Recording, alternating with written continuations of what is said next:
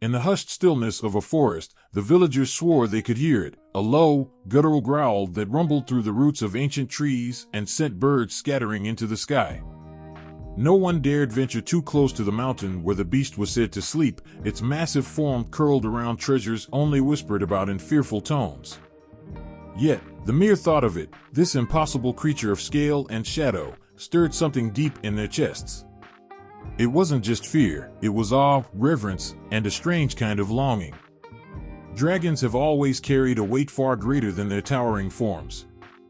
Across continents and cultures, their names have been etched into stories, their images painted onto the walls of caves and temples, their presence looming larger than life itself.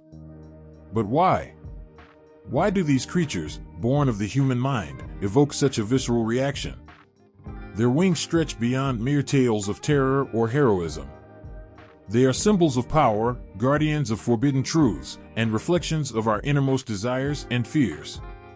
In the cold north, where winters are cruel and the land is unforgiving, tales of dragons come cloaked in menace. The Vikings spoke of creatures like Nhggr, gnawing at the roots of the world tree, Yggdrasil, a harbinger of chaos and decay. To them, dragons were warnings, their coiled forms a grim reminder of the fragility of life and the inevitability of death. Yet even in their destructiveness, these dragons carried meaning. They weren't just beasts, they were cosmic forces, balancing creation and destruction in a ceaseless cycle. Far to the east, in lands of lush valleys and towering peaks, dragons told a different story. They didn't destroy, they nurtured. In China, the image of a dragon winding its serpentine body through clouds wasn't something to fear, but to celebrate. These dragons called rain to the fields, ensuring that life could flourish. During festivals, people paraded beneath massive dragon effigies, their movements meant to mimic the creature's sinuous grace. It wasn't about taming the dragon but honoring it, aligning humanity's will with the rhythms of nature.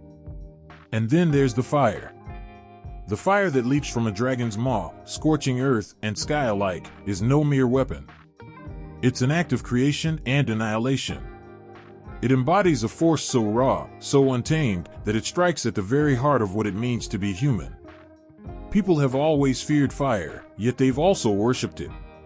Its warmth on a winter's night, the forge that shapes tools and weapons, and the destructive power that can reduce everything to ash. A dragon's fire is the ultimate expression of this paradox, a force that can both destroy and renew. In the jungles of Central America, where the air hums with the cries of unseen creatures, a dragon of feathers and scales took to the skies. Quetzalcoatl, the feathered serpent, was no ordinary beast. To the Aztecs, he was a god of wind and wisdom, his dual form bridging the earth and heavens. His image graced temples, his stories infused with lessons of creation and sacrifice. To gaze upon his likeness was to see a being that transcended worlds, embodying the divine balance between man and the cosmos. Not all dragons were gods or destroyers, though. Some were guardians, their enormous bodies coiled protectively around treasures or sacred places. In Slavic myths, the three-headed Zmey Gorynych stood as a gatekeeper between the mortal and the extraordinary. Slaying it wasn't just an act of heroism, it was a rite of passage, a test of one's worthiness to step into the unknown. This idea echoes in countless other tales, where the dragon is both the obstacle and the key, daring mortals to face their fears and emerge transformed. But dragons aren't just about the battles or the blessings. They are mirrors, reflecting back humanity's own complexities. Their power is our ambition, their ferocity, our rage. Their wisdom speaks to the part of us that seeks to understand the unfathomable. Even their greed, the image of a dragon hoarding gold in its lair, feels familiar. It's not just their wealth they guard, but their vulnerability. Their treasures are their essence, and to threaten it is to threaten their very being. Some stories whisper that dragons never left. That they slumber in the cracks of the earth, beneath mountains, or at the edges of the sea, waiting for a time when they might rise again. It's not hard to believe, not when their presence feels so tangible in the myths they've left behind. Every culture that speaks of dragons adds another scale to their story, another wing to their legacy. They're stitched into the fabric of who we are, their forms shifting to suit the dreams and nightmares of each new generation. Perhaps what makes dragons so enduring is that they are, at their core, contradictions. They are saviors and destroyers, wisdom and chaos, beauty and terror. They exist in the spaces where opposites collide, where the human mind struggles to comprehend the incomprehensible. To speak of dragons is to speak of what lies beyond the edge of understanding, of the forces that shape us and the mysteries we can never quite grasp. And yet, there's always that rumble. That faint, echoing growl that stirs something deep within. It's the call of the dragon, timeless and universal, daring us to listen and to remember. It whispers that some stories are too powerful to fade, and some symbols too ancient to die. In every culture, in every corner of the world, the dragon waits, its eyes glinting with the promise of something more, something vast, and untamed, and endlessly alive. The mountains fall silent, the villagers long gone, but the legend lingers. Somewhere, hidden in the shadows of the earth or the folds of the sky, the dragon sleeps, and its dreams are filled with fire. The night was silent, save for the crackle of fire in the distance. Flames licked the sky, casting shadows of a colossal creature that seemed to stretch beyond imagination. It wasn't the fire itself that terrified those who watched, it was what stood at its heart, a dragon, scales shimmering like molten metal, its eyes twin suns burning with a knowledge older than the earth itself. This was no ordinary beast. It was a force, a living embodiment of something ancient and unyielding. To stand before it was to confront the raw power of creation and destruction, of life and death entwined in a dance as old as time. In the beginning, when the world was young and chaos reigned, dragons were said to have shaped the earth itself. In the myths of Mesopotamia, Tiamat, the primordial dragon of saltwater, roared her defiance against the younger gods. Her body, vast and serpentine, became the battleground for the birth of the cosmos. When she fell, her form was torn asunder, half became the heavens, the other half the earth. Her death was not an end, but a beginning, her body the very fabric from which existence was woven. To ancient people, dragons like Tiamat were not just monsters, they were creators, their destruction birthing the world as they knew it. But creation is not a gentle act. It is violent, raw, and often demands sacrifice. In Hindu mythology, the dragon Vritra held the waters of the world hostage, plunging the earth into drought. It was only when the storm god Indra defeated him, shattering his massive form, that the rivers flowed once more. Vritra was not evil, he was the embodiment of obstruction, a necessary challenge to overcome. His destruction allowed life to flourish, reminding us that creation often rises from the ashes of what came before. In other stories, dragons do not create, they destroy. They sweep into villages, their fiery breath reducing homes to cinders, their talons tearing through the strongest defenses. Yet even in their destruction, dragons are not mindless beasts. They act as catalysts, forcing humanity to confront its own flaws, greed, arrogance, and the unrelenting thirst for power. In Norse mythology, Jormungandr, the world serpent, encircles the earth, its body a crushing reminder of the limits of human dominion. When it finally rises at Ragnarok, its venom will poison the skies, and its battle with Thor will shake the very foundations of existence. This is not random chaos, but an inevitable reckoning, a cycle that humanity cannot escape. Yet dragons are not always the harbingers of doom. Sometimes, they are protectors, their immense forms coiled around treasures too precious for mortal hands. In countless tales, they guard hoards of gold, jewels, or sacred relics, their very presence a warning, what lies here is not for the unworthy. The dragon Fafnir of Norse legend began as a man, transformed by greed into a monstrous serpent that jealously guarded his stolen treasure. To face such a guardian was not just a test of strength, but of spirit. The treasure was never merely wealth, it was wisdom, power, or enlightenment, its value matched only by the price required to claim it. In Chinese lore, the dragon Shenlong does not hoard gold, but something far more precious, rain. Coiled in the heavens, it controls the lifeblood of the land, granting or withholding it as it sees fit. To anger Shenlong was to invite drought and famine, but to honor it was to ensure prosperity. These dragons were not adversaries to be slain, but forces to be respected, their power a reminder of humanity's dependence on nature's whims. Some dragons, however, defy even these roles, embodying contradictions that mirror the complexities of life itself. Quetzalcoatl, the feathered serpent of Mesoamerican myth, straddles the line between creator and destroyer, god and beast. He brought knowledge, maize, and art to humanity, gifts that elevated civilization. Yet his departure, shrouded in fire and sorrow, marked the end of an era. He was both savior and judge, a reminder that even the greatest gifts come with a cost. Dragons also hold a unique place as symbols of transformation. The Hydra, with its regenerating heads, challenged Heracles to confront the futility of brute force alone. Each severed head was replaced by two more, a living metaphor for resilience and adaptation. To defeat it, Heracles had to think beyond his sword, finding a way to outmatch not just the beast but its endless persistence. Such tales show dragons not as obstacles to be crushed but as puzzles to be understood, their destruction often bringing insight as much as victory. Even in their moments of ferocity, dragons are rarely devoid of purpose. They are the guardians of balance, holding the line between order and chaos, creation and destruction. In Egyptian mythology, the serpent dragon Apophis threatens to devour the sun each night, plunging the world into eternal darkness. Yet Ra, the sun god, battles him without fail, ensuring the cycle of night and day continues. Apophis is not evil, he is the necessary darkness that gives light its meaning, his eternal struggle with Ra a cosmic reminder of life's precarious equilibrium. For centuries, people have sat by firelight, their voices hushed as they recount tales of dragons.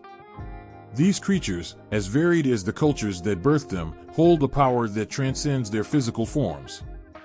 They are the creators of worlds, the destroyers of kingdoms, the guardians of treasures, and the symbols of transformation.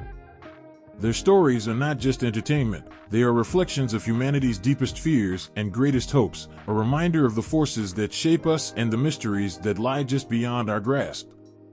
And still, the fire burns. In every myth and every legend, the dragon waits, its presence as inevitable as the rising sun or the shifting tides. It does not belong to one culture or one time. It belongs to all of us, a force that binds the threads of humanity's stories together. And somewhere, in a tale not yet told, the dragon's shadow stirs once more. The flicker of firelight danced across the walls of a darkened cave, illuminating crude paintings etched into the stone, a serpent with wings, its mouth agape in an eternal roar. The people gathered around the flames didn't merely see the creature as an image, they felt its presence. To them, it wasn't just a drawing. It was a warning, a memory, a promise.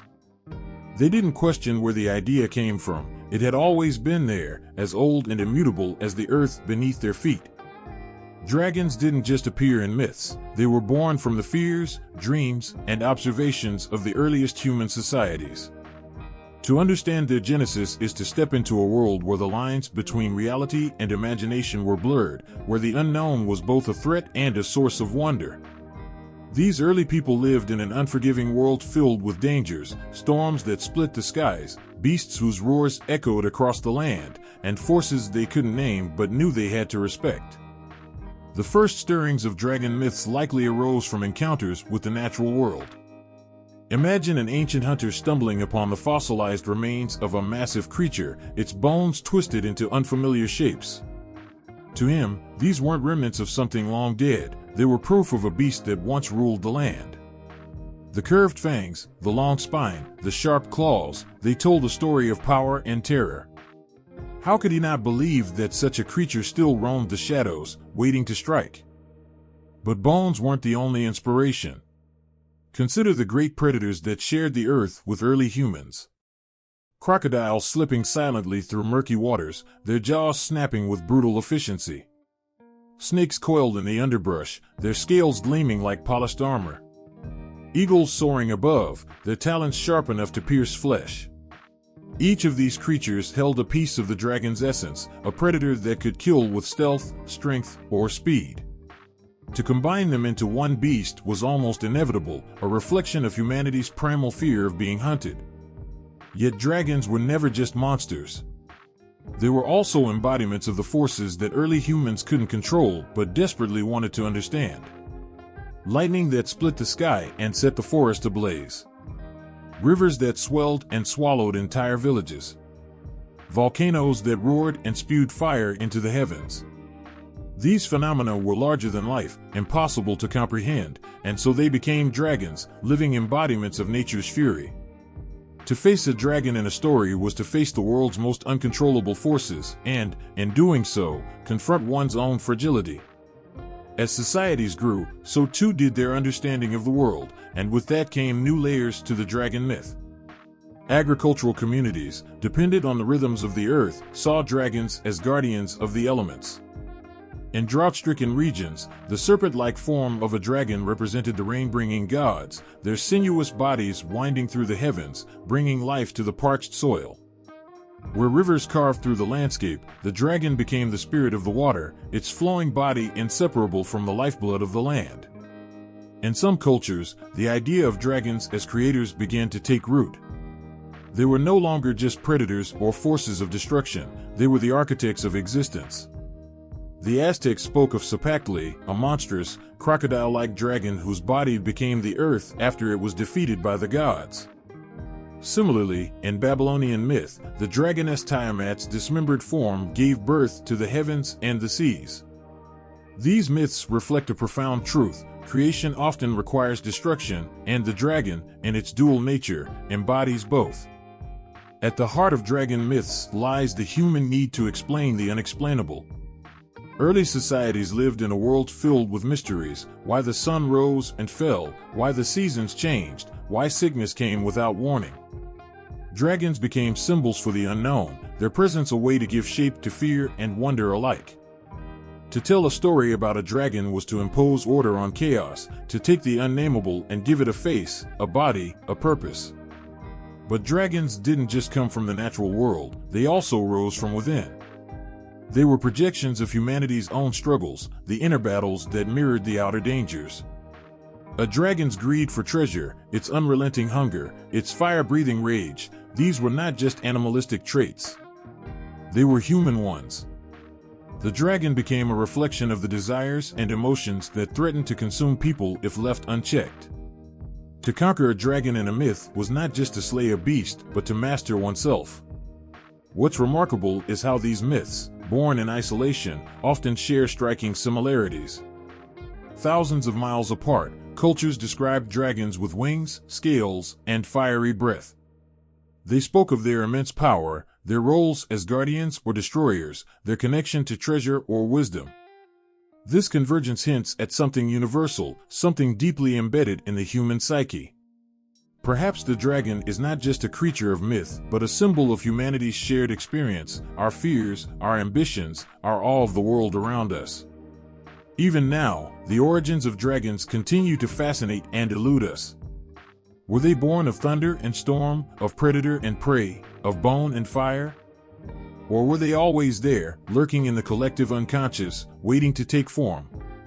Whatever the answer, one thing is certain: the dragon is more than a myth.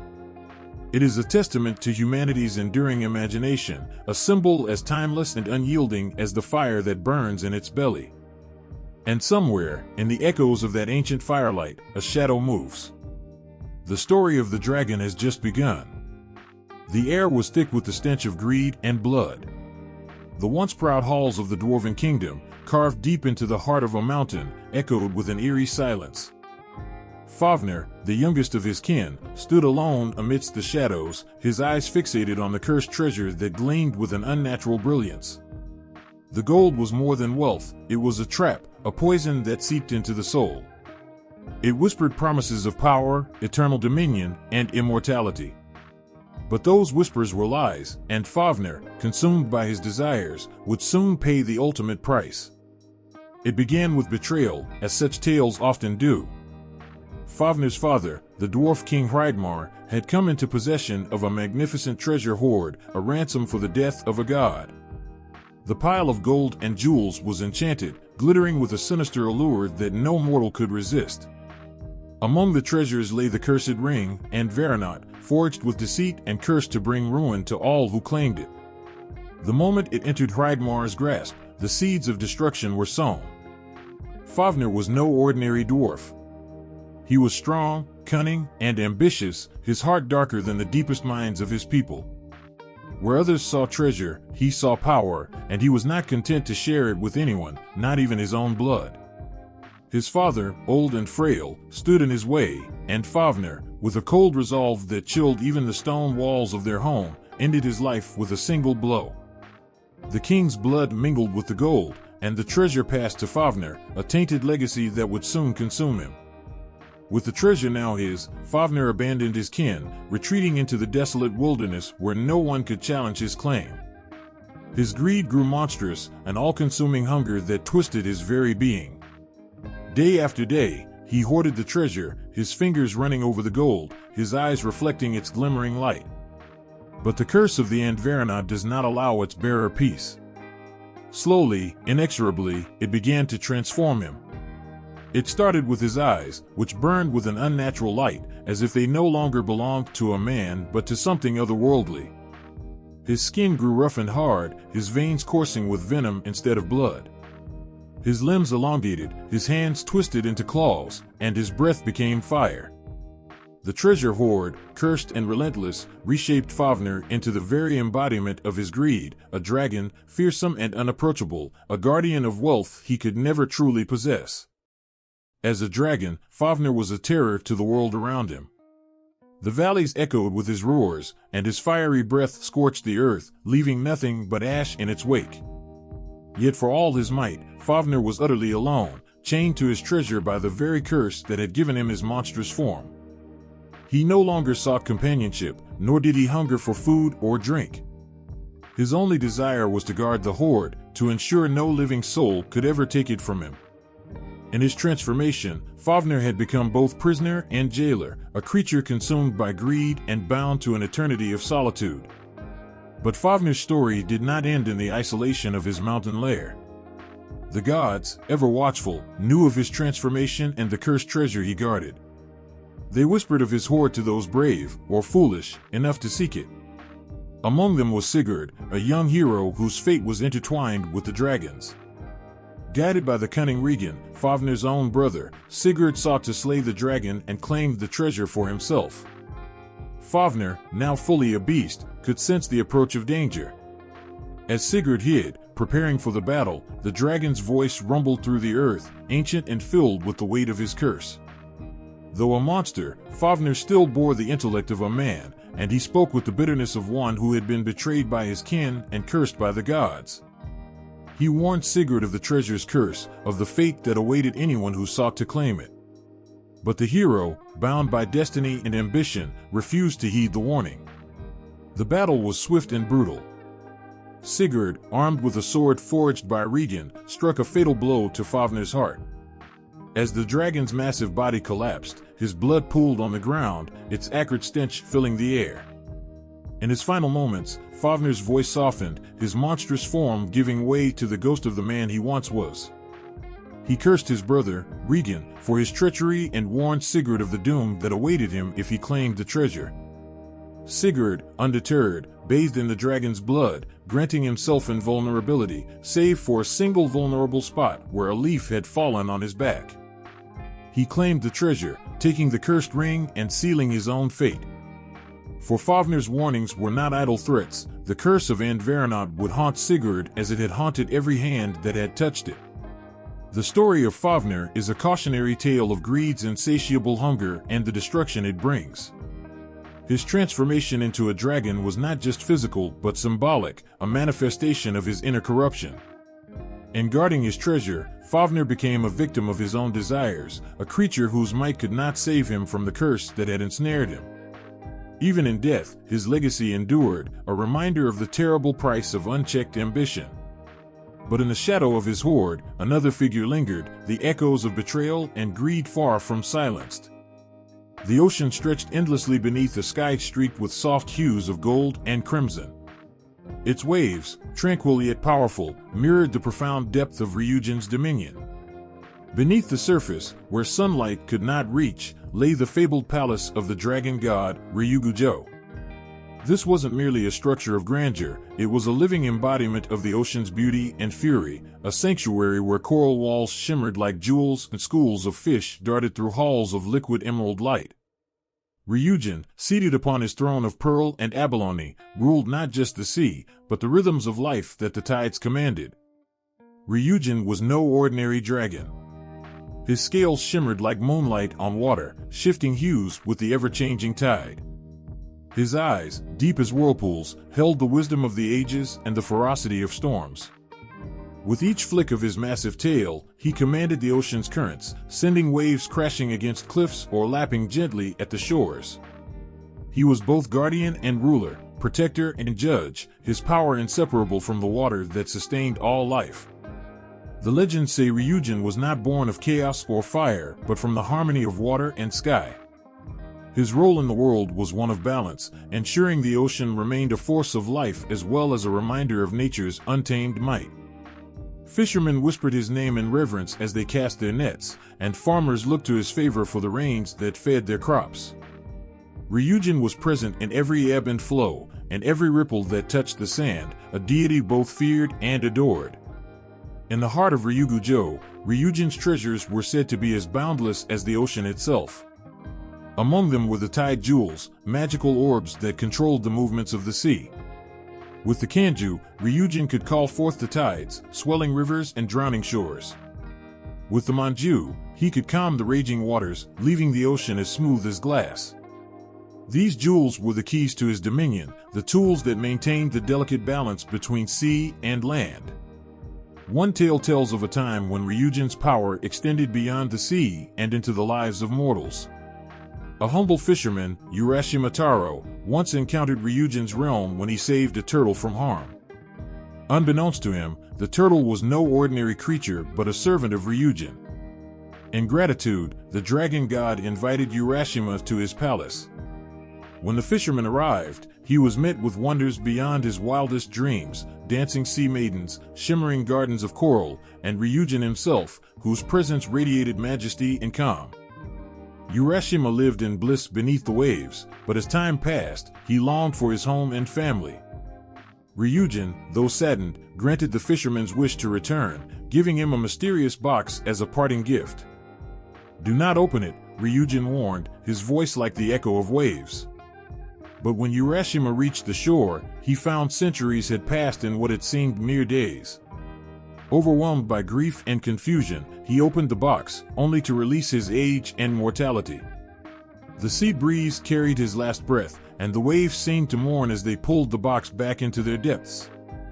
This tale, bittersweet as it was, carried a deeper truth. Ryujin's realm, for all its beauty and wonder, was bound by its own rules, foreign and often incomprehensible to mortals.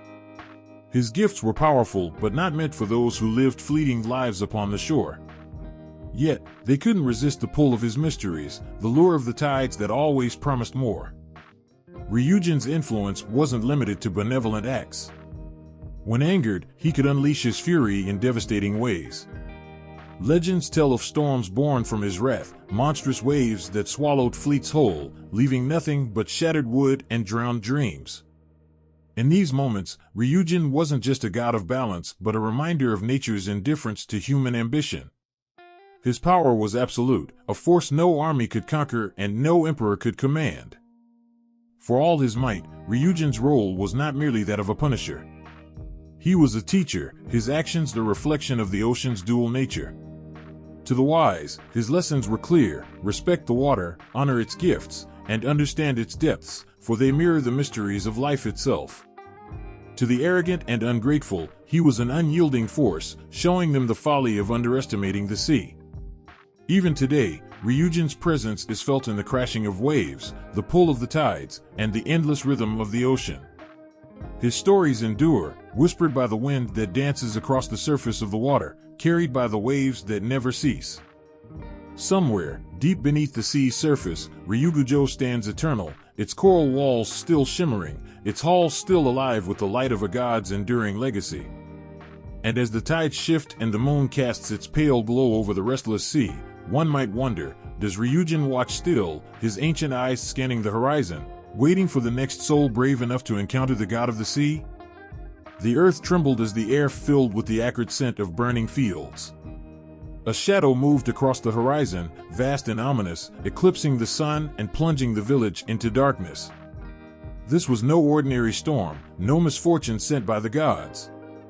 It was the arrival of Zmey Gorynych, the three-headed dragon of Slavic lore, a creature of chaos and unrelenting destruction.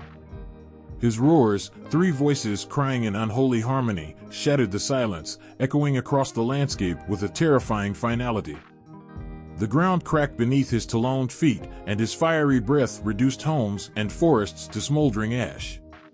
Zmey Gorynych wasn't merely a dragon, he was a force of nature. Each of his three heads embodied untamed fury, his serpentine necks twisting and coiling with a deadly grace as his wings beat with the power to summon storms.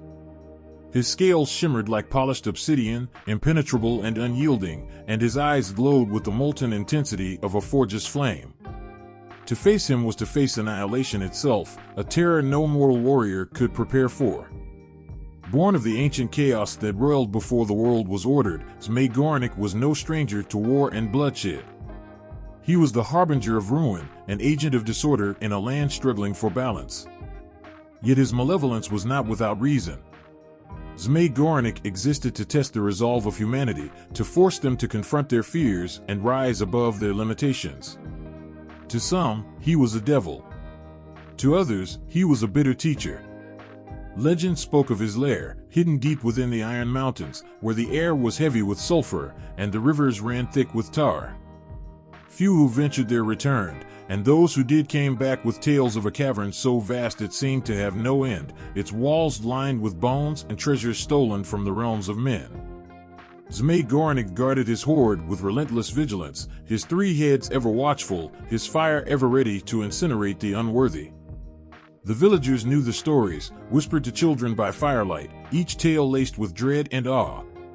Zmey Gorynych was said to have no equal in battle, his flames capable of melting steel, his claws sharp enough to rend stone. Entire armies had fallen before him, their banners reduced to ash, their heroes swallowed by the churning firestorm that followed in his wake.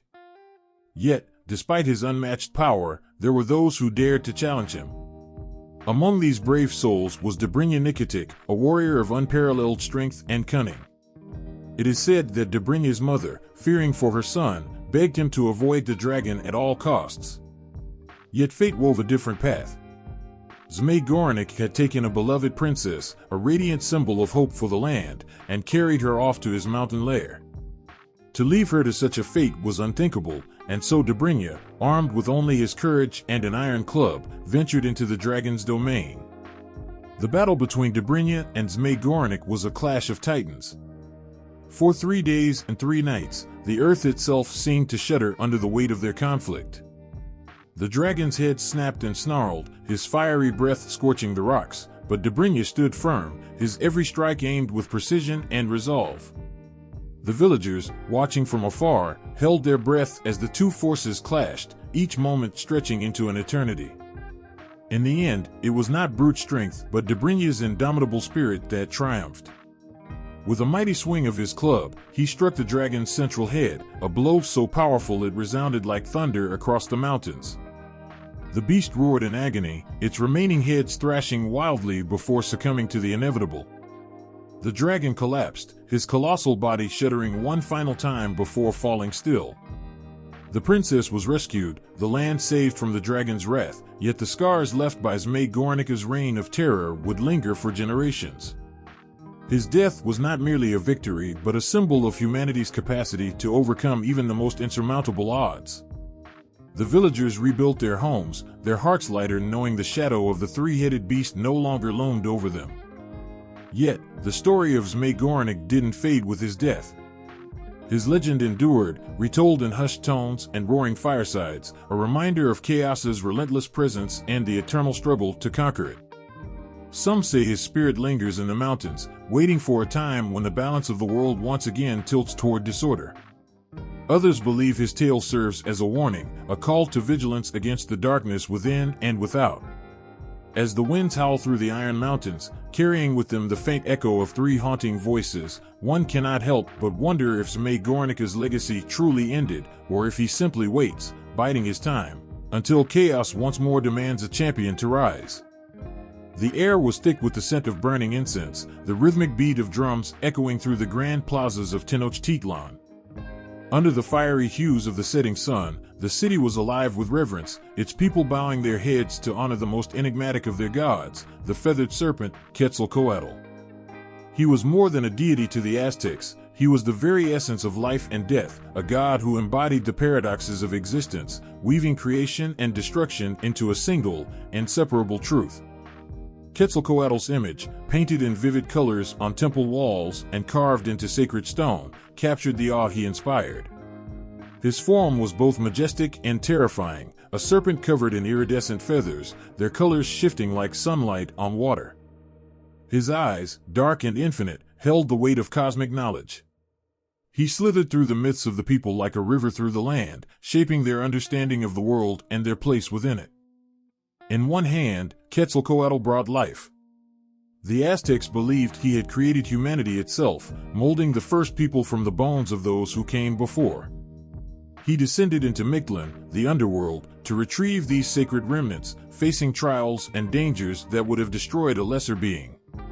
When he emerged, he mixed the bones with his own blood, breathing life into the first humans. It was an act of profound sacrifice, a gift of existence bestowed by a god who saw potential in the fragility of flesh and bone. Yet Quetzalcoatl was not a god of unending benevolence. His dual nature meant he could destroy as easily as he created. Like the wind he often embodied, he could be gentle, caressing the earth with a soft breeze, or fierce, tearing through villages with unrelenting force. The Aztecs understood this duality and revered him for it, recognizing that life and death were not opposites, but parts of an eternal cycle. To honor Quetzalcoatl was to honor this truth, to accept that the same forces that nurtured life could also bring it to an end. One of the most haunting stories of Quetzalcoatl is his fall from grace. As a god, he was not immune to temptation and error. Some say his brother, Tezcatlipoca, the god of chaos and darkness, deceived him. Through trickery, Quetzalcoatl was led to drink pulque, a sacred but intoxicating beverage, and in his drunken state, he violated his own moral code. Consumed by shame and guilt, he cast himself into exile, vowing to return one day in a blaze of glory. Before his departure, it is said Quetzalcoatl set himself on fire, his body consumed by flames that lit up the heavens. From his ashes, a flock of birds rose, their feathers catching the light of the dawn. In this moment, he transformed into the morning star, Venus, a beacon of hope and renewal. His promise to return hung heavy in the hearts of the Aztecs, a reminder that even in his absence, his influence endured. The dual nature of Quetzalcoatl resonated deeply in the lives of his followers. Farmers prayed to him for bountiful harvests, artists sought his inspiration, and priests offered sacrifices to honor his role in maintaining the cosmic order. Yet, the Aztecs also feared his power, for they knew that the balance he maintained was fragile.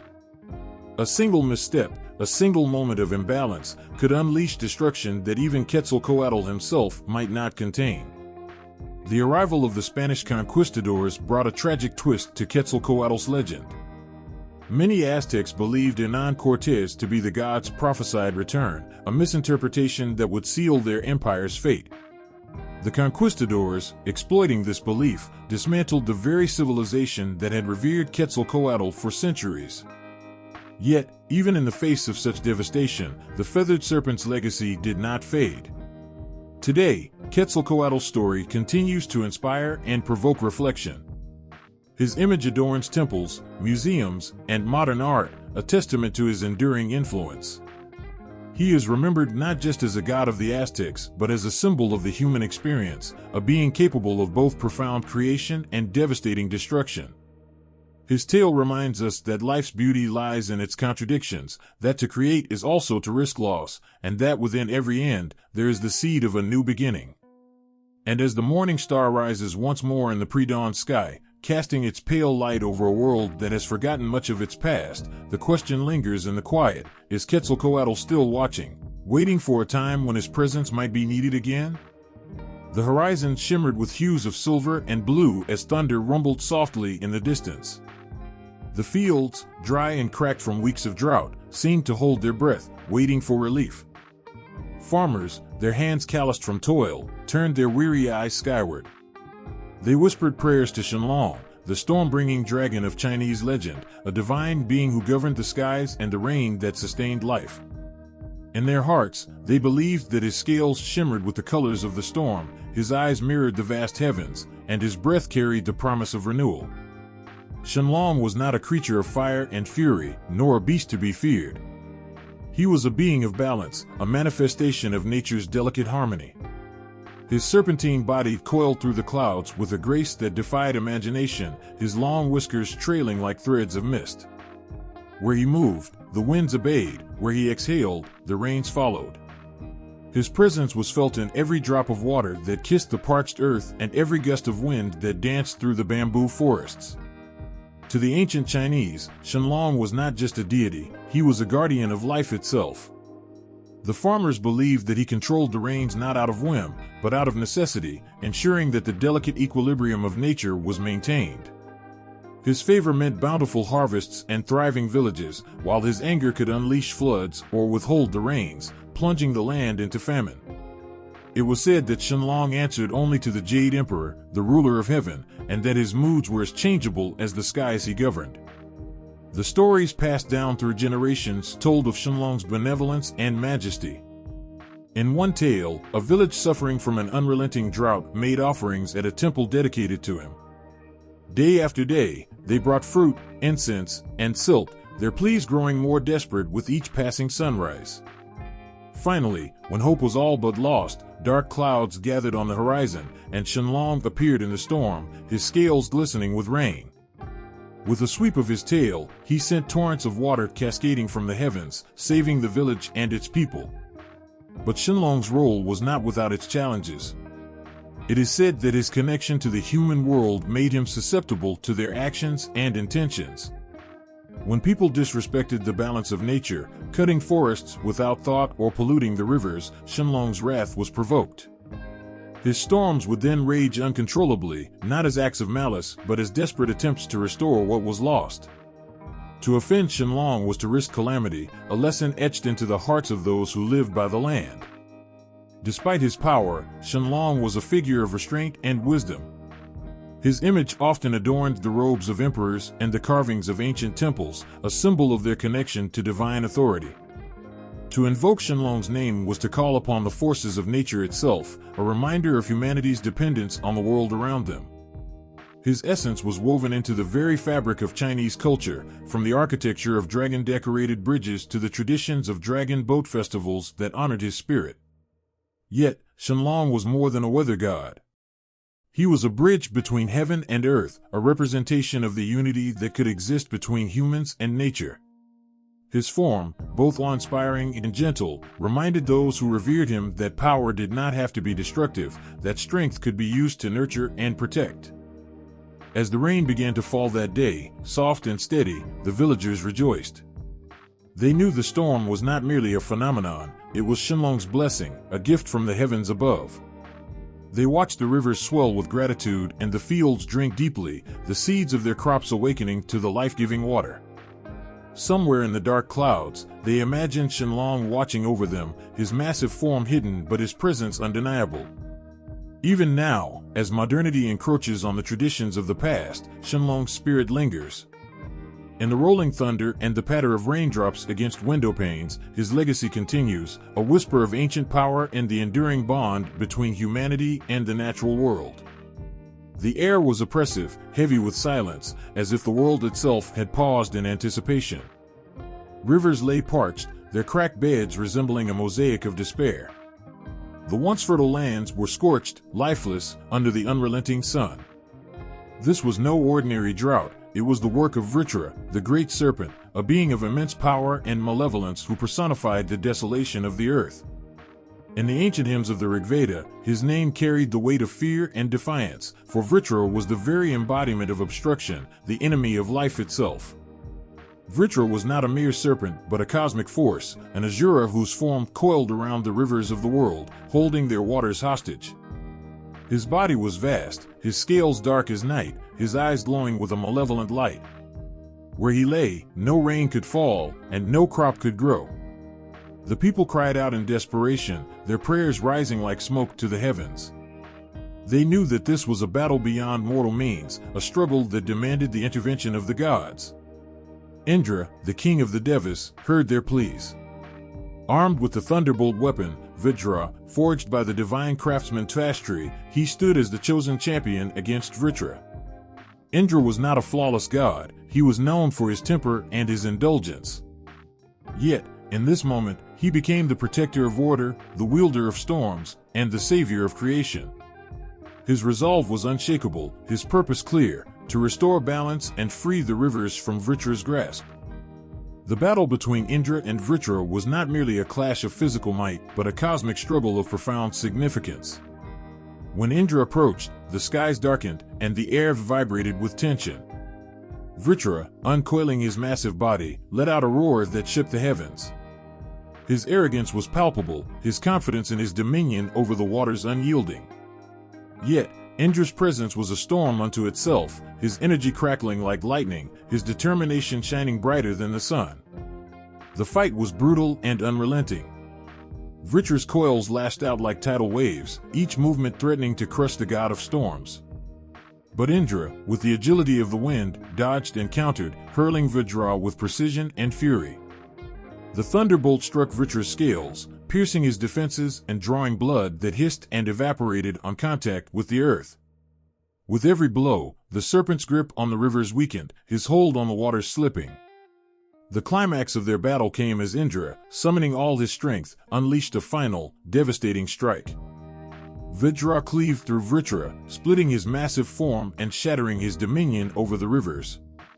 As the serpent fell, defeated, the skies erupted in a torrential downpour. The rivers surged forward, their waters rejoicing in newfound freedom.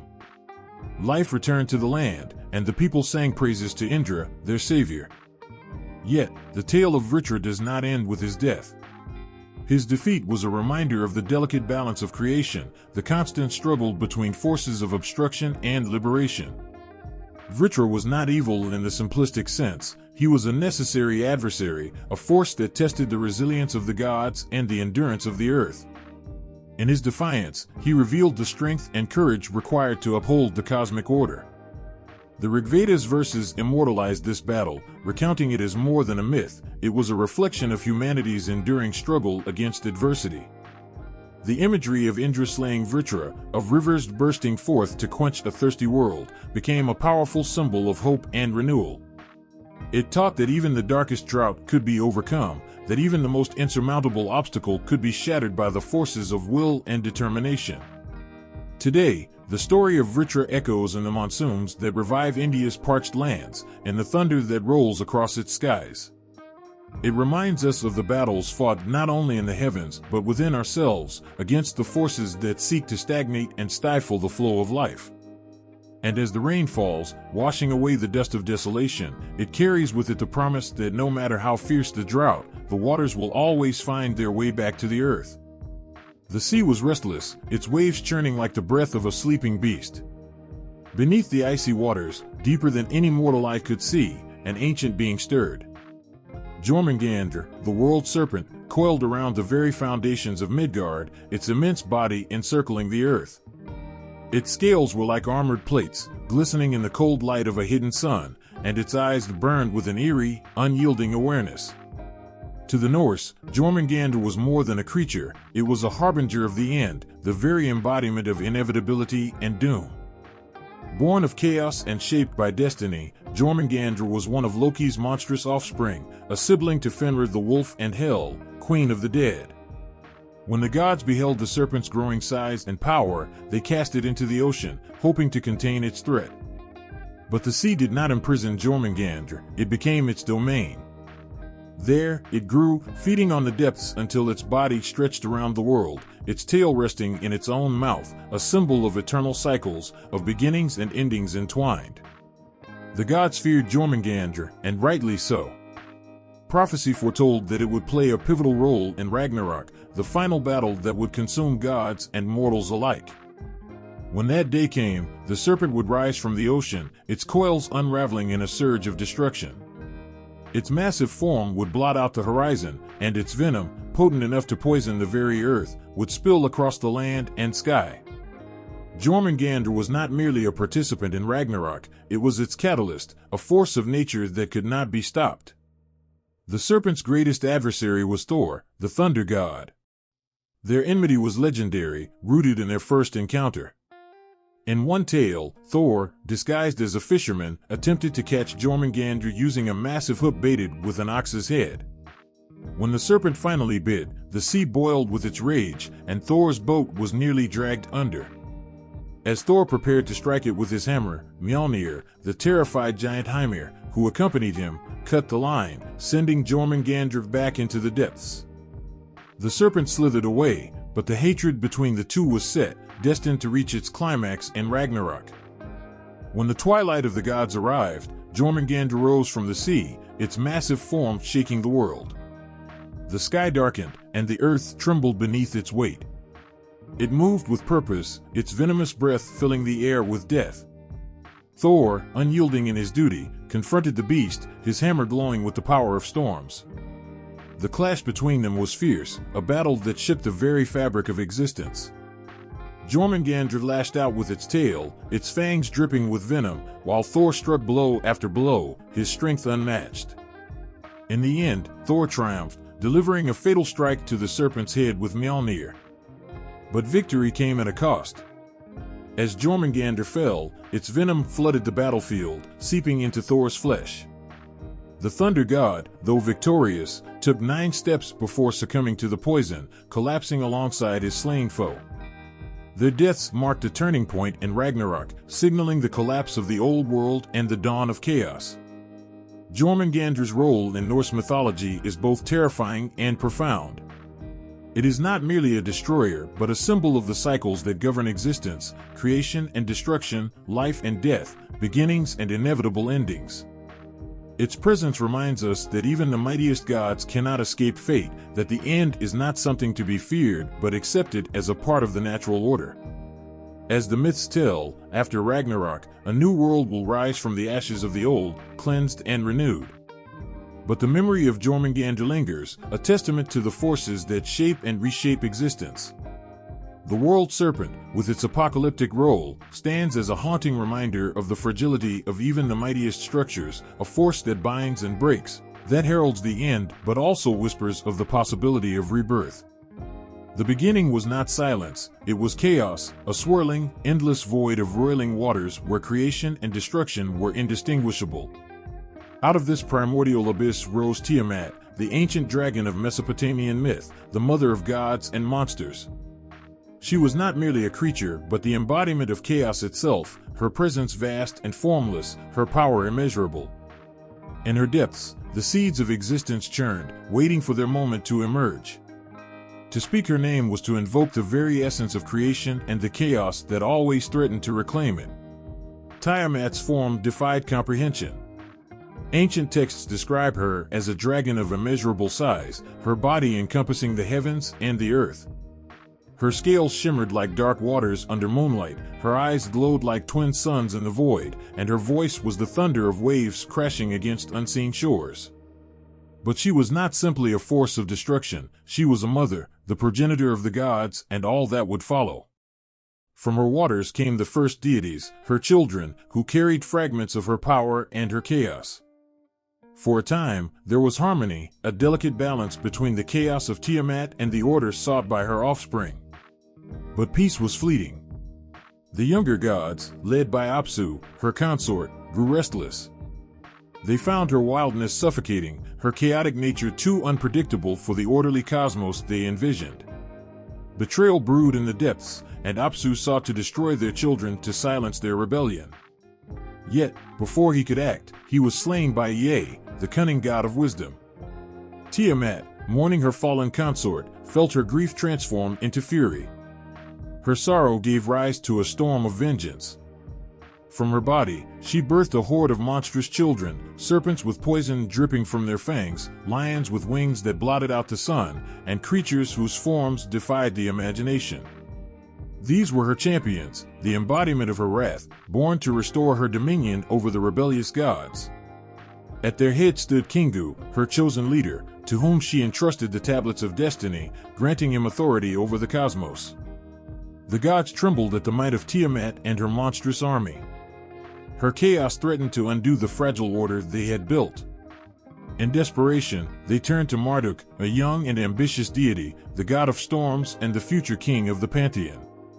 Marduk offered to face Tiamat, but his price was steep. He demanded supremacy over the gods as his reward.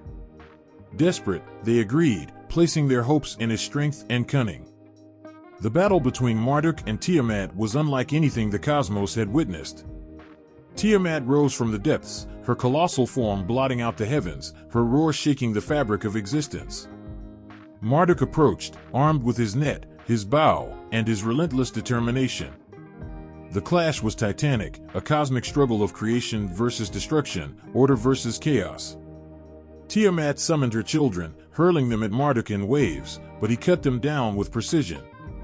With his net, he ensnared her vast form, and with his arrow, he pierced her heart. Her roar turned to a wail as her form collapsed, her chaos dissipating into the void. But Marduk did not merely slay her, he used her body to create the world. From her corpse, he fashioned the heavens and the earth, her tears became the rivers, and her sighs became the winds. Chaos was tamed, transformed into the foundation of existence. Yet, Tiamat's story does not end with her death. Her essence lingers, woven into the fabric of the cosmos she birthed.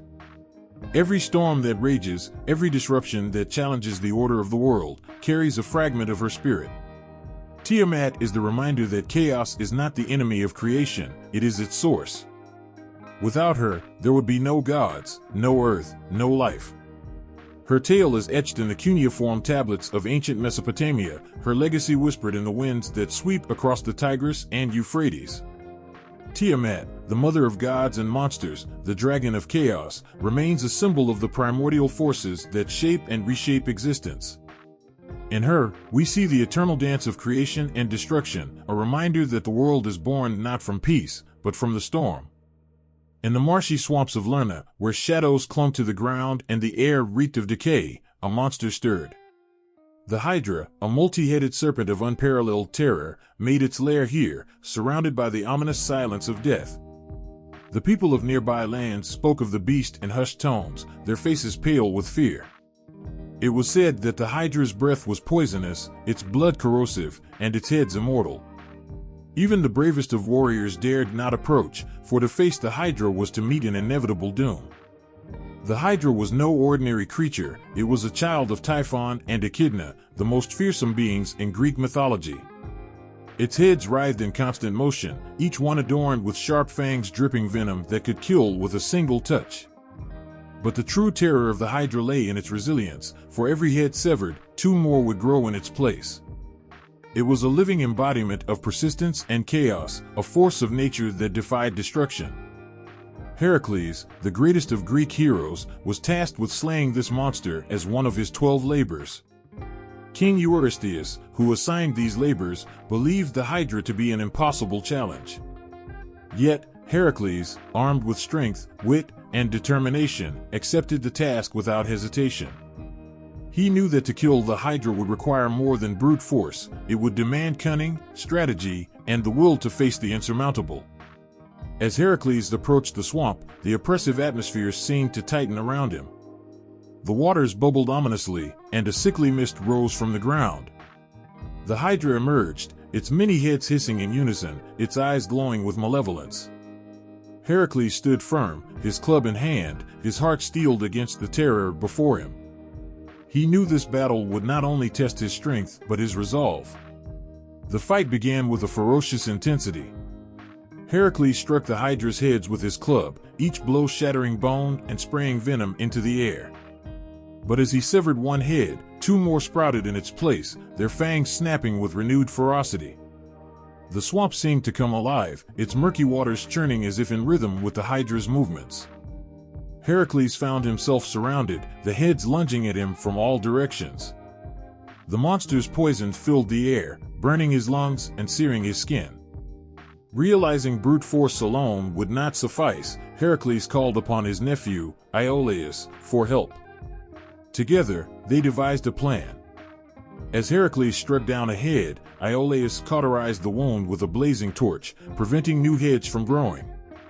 The swamp was soon filled with the acrid smell of burning flesh and the shrieks of the Hydra, its strength waning with each cauterized stump.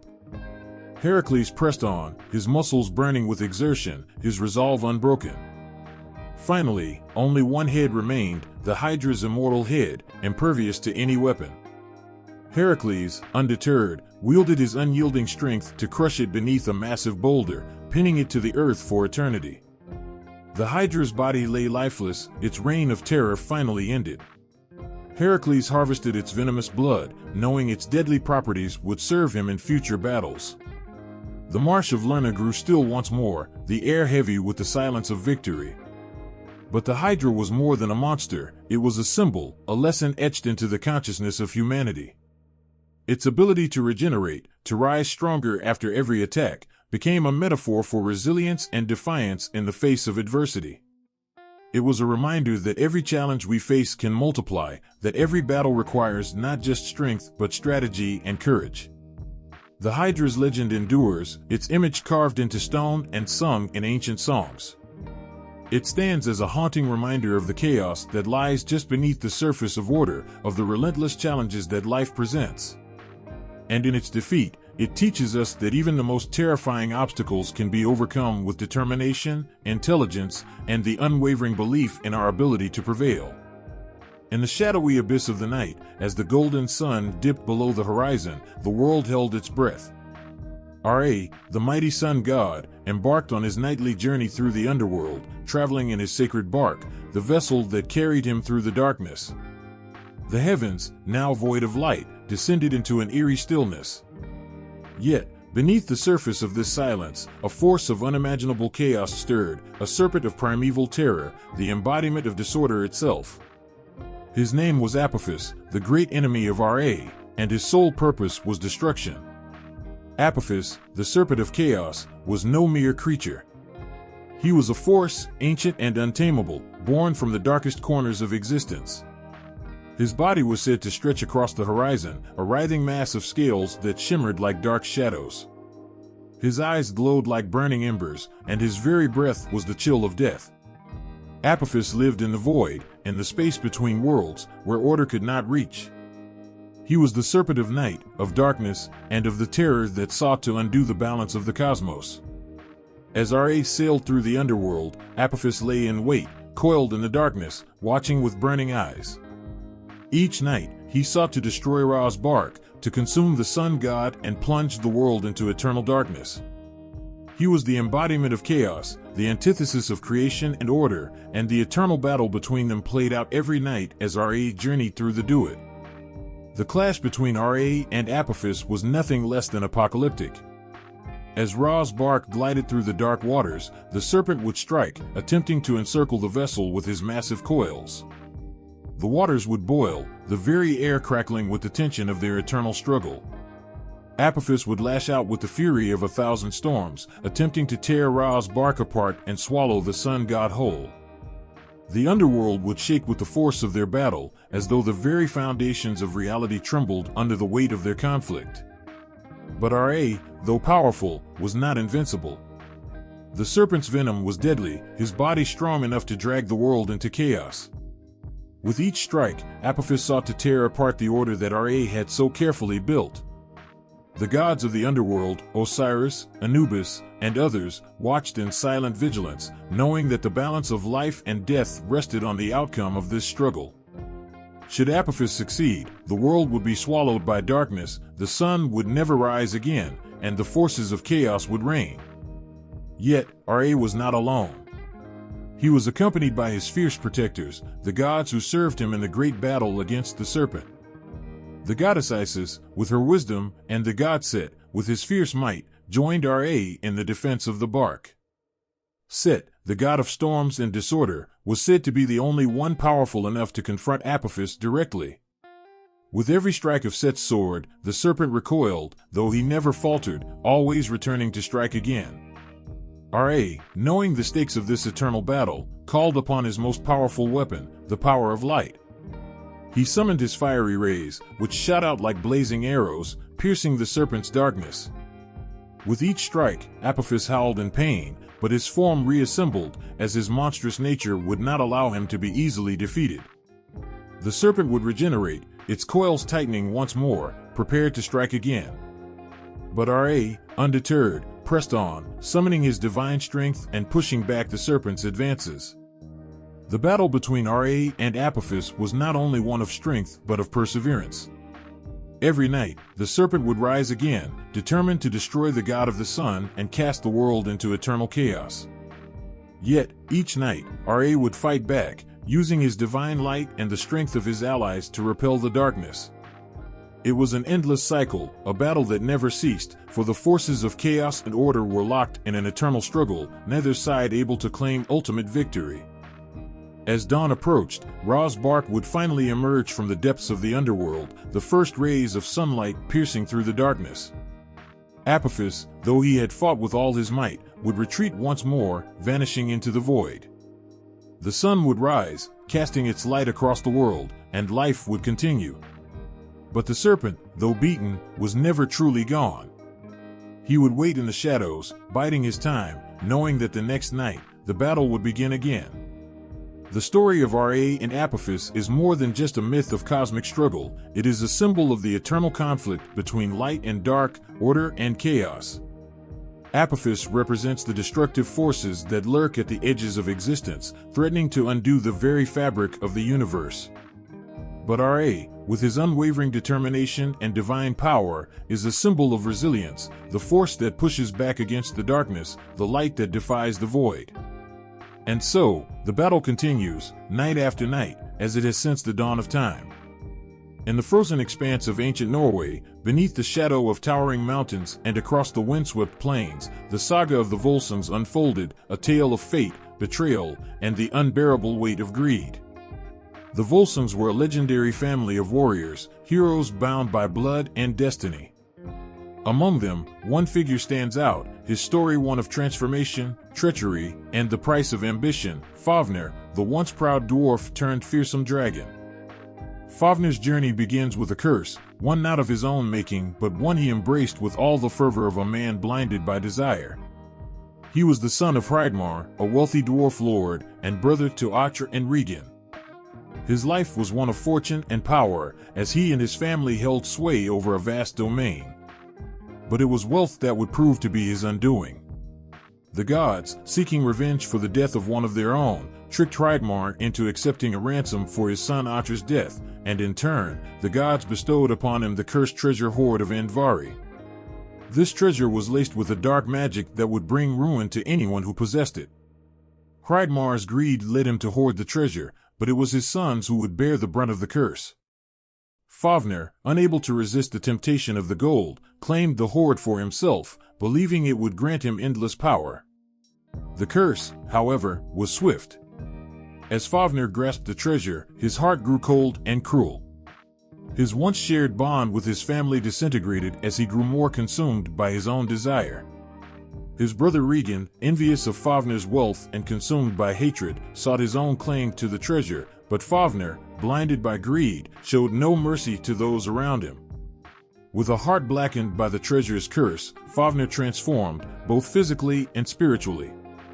He forsook his form as a dwarf and became a monstrous dragon, his body swelling with the treasure he hoarded, his greed personified in every scale and claw. The very earth trembled beneath his weight, and the skies darkened with his wings as he guarded the treasure with a ferocity no one dared to challenge. But Fafnir's isolation did not last long.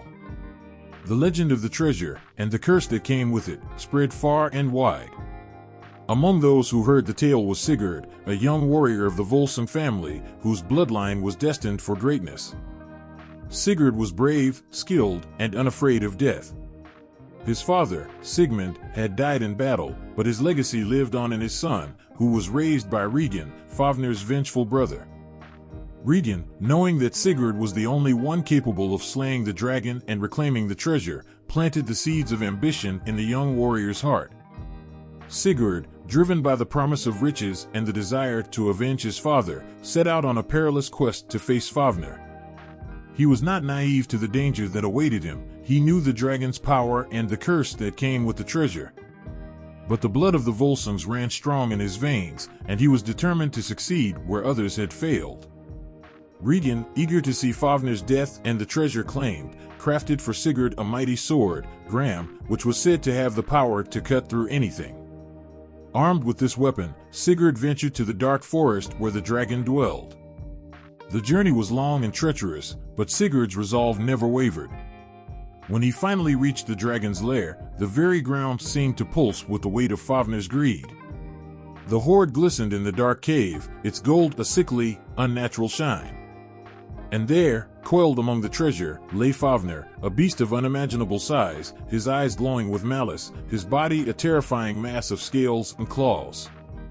The battle that ensued was one of epic proportions, a fight not just for treasure but for the soul of the world itself. Fafnir roared, his massive body striking with terrifying speed. His breath, hot with venom, sprayed across the cavern, burning anything it touched. But Sigurd, with the strength and skill of a true Volsung, fought with a ferocity that matched the dragon's. With a single, mighty blow, Sigurd drove Gram into Fafnir's heart, piercing the beast's dark hide and bringing him to the ground. The dragon's blood spilled forth, dark and foul, a symbol of the curse that had consumed him. As Fafnir lay dying, his final words echoed through the cave, a warning of the cost of greed, of the power of the treasure, and the inevitable doom that would befall those who sought it. His curse had not ended with his death. It would continue to haunt those who sought the riches he had hoarded, for the gold had claimed not just his life but his soul. Sigurd, though victorious, could not escape the taint of the treasure. As he bathed in Fafnir's blood, he became invulnerable, save for a single spot on his back where a leaf had fallen. But with this power came the weight of Fafnir's curse. The treasure, though now in his hands, would bring tragedy and ruin to all who sought to possess it. The tale of Fafnir is not just one of a dragon slain, but a tragedy of greed, of a man who gave in to the darkest impulses of the heart and paid the ultimate price. It is a story of the lengths to which one will go to gain power, and the inevitable cost that accompanies it. The gold, the dragon, and the curse are a testament to the dangers of unchecked ambition, and a reminder that no treasure, no matter how great, is worth the soul it takes to possess it. And as Sigurd gazed upon the hoard, now his own, the shadows of Fafnir's death seemed to linger, a haunting reminder of the price of victory. Beneath the surface of Fafnir's transformation from a dwarf into a dragon lies a haunting truth: greed does not simply corrupt, it consumes, changes, and destroys. The once proud and noble son of Hreidmar, filled with love for his family and the promise of prosperity, is twisted by the touch of wealth and power, embodying the very essence of greed. His journey from a being of flesh to a monstrous, serpentine creature is not just physical, it is a symbolic representation of how unchecked greed can devour the soul, pushing someone beyond recognition and humanity. It begins innocently enough. Fafnir was a dwarf, a part of a thriving family that had amassed great wealth. But in the pursuit of even more, he falls prey to the insatiable desire for riches. When his father, Hreidmar, accepts the cursed hoard of Andvari's treasure, Fafnir sees it not as a curse, but as a symbol of ultimate power. He is blinded by the promise of wealth and control, unable to see that the very thing he desires will be his undoing. This is the first seed of his transformation, a subtle shift where ambition begins to eclipse everything else. As Fafnir takes the treasure for himself, the curse begins to take hold. The gold, once shining with possibility, becomes a manifestation of his greed. Each coin, each jewel, adds to the weight of his desire, until it is no longer enough to satisfy him. The treasure no longer serves as a means to an end, but as the end itself. Fafnir isolates himself, distancing himself from family and friends, for what is there left for him in the world but his treasure? He builds a vast hoard and surrounds himself with it, creating a kingdom of gold that he alone controls. Yet, despite his riches, he is not fulfilled. Instead, he grows more bitter and resentful, his soul increasingly tainted by his endless need for more. Fafnir's transformation into a dragon is not just physical, it is the embodiment of his internal corruption. The dragon is a creature of darkness, chaos, and destruction, symbols of the very forces that greed unleashes. As Fafnir becomes a beast, his body expands and distorts, swelling with the treasure he guards, each scale a reflection of his obsessive desire. The more he clings to the gold, the more he loses touch with his humanity, his heart turning to stone. The very act of greed, clutching the gold, hoarding it, hiding it from others, makes him monstrous, and in doing so, he becomes a creature of fear and dread, consumed by the very thing he sought to control. The symbolism is striking. Fafnir's dragon form mirrors the consequences of unchecked greed. A dragon is not a being of light or life, but of shadow and death. It feeds on others, hoarding wealth and power, and terrorizes those who would dare approach. Fafnir, now a dragon, embodies these traits perfectly. His desire for gold has stripped him of everything else: his connection to his family, his sense of self, his morality. What once was a loving son and brother is now a creature of nightmares, driven by an insatiable hunger that can never be satisfied. In this transformation, Fafnir's soul is lost. He is no longer the proud and noble dwarf he once was, but a hollow shell of his former self, bound to his treasure. The greed that overtakes him leaves him empty inside, despite the wealth that surrounds him. This is the destructive power of greed. It isolates, it consumes, and it leaves nothing but ruin in its wake. Fafnir's isolation from his family and the world around him becomes symbolic of how greed can alienate an individual from everything that truly matters. His brother Regin, motivated by the same desire for wealth and power, becomes consumed by the same forces, setting the stage for their eventual downfall. Fafnir's ultimate fate, the death at the hands of Sigurd, underscores the consequences of his greed. The treasure he hoarded, the thing that he believed would bring him eternal power, becomes his undoing. It is not his strength, his size, or his fire that defeats him, but the heroism of a young warrior, untainted by the greed that consumed Fafnir.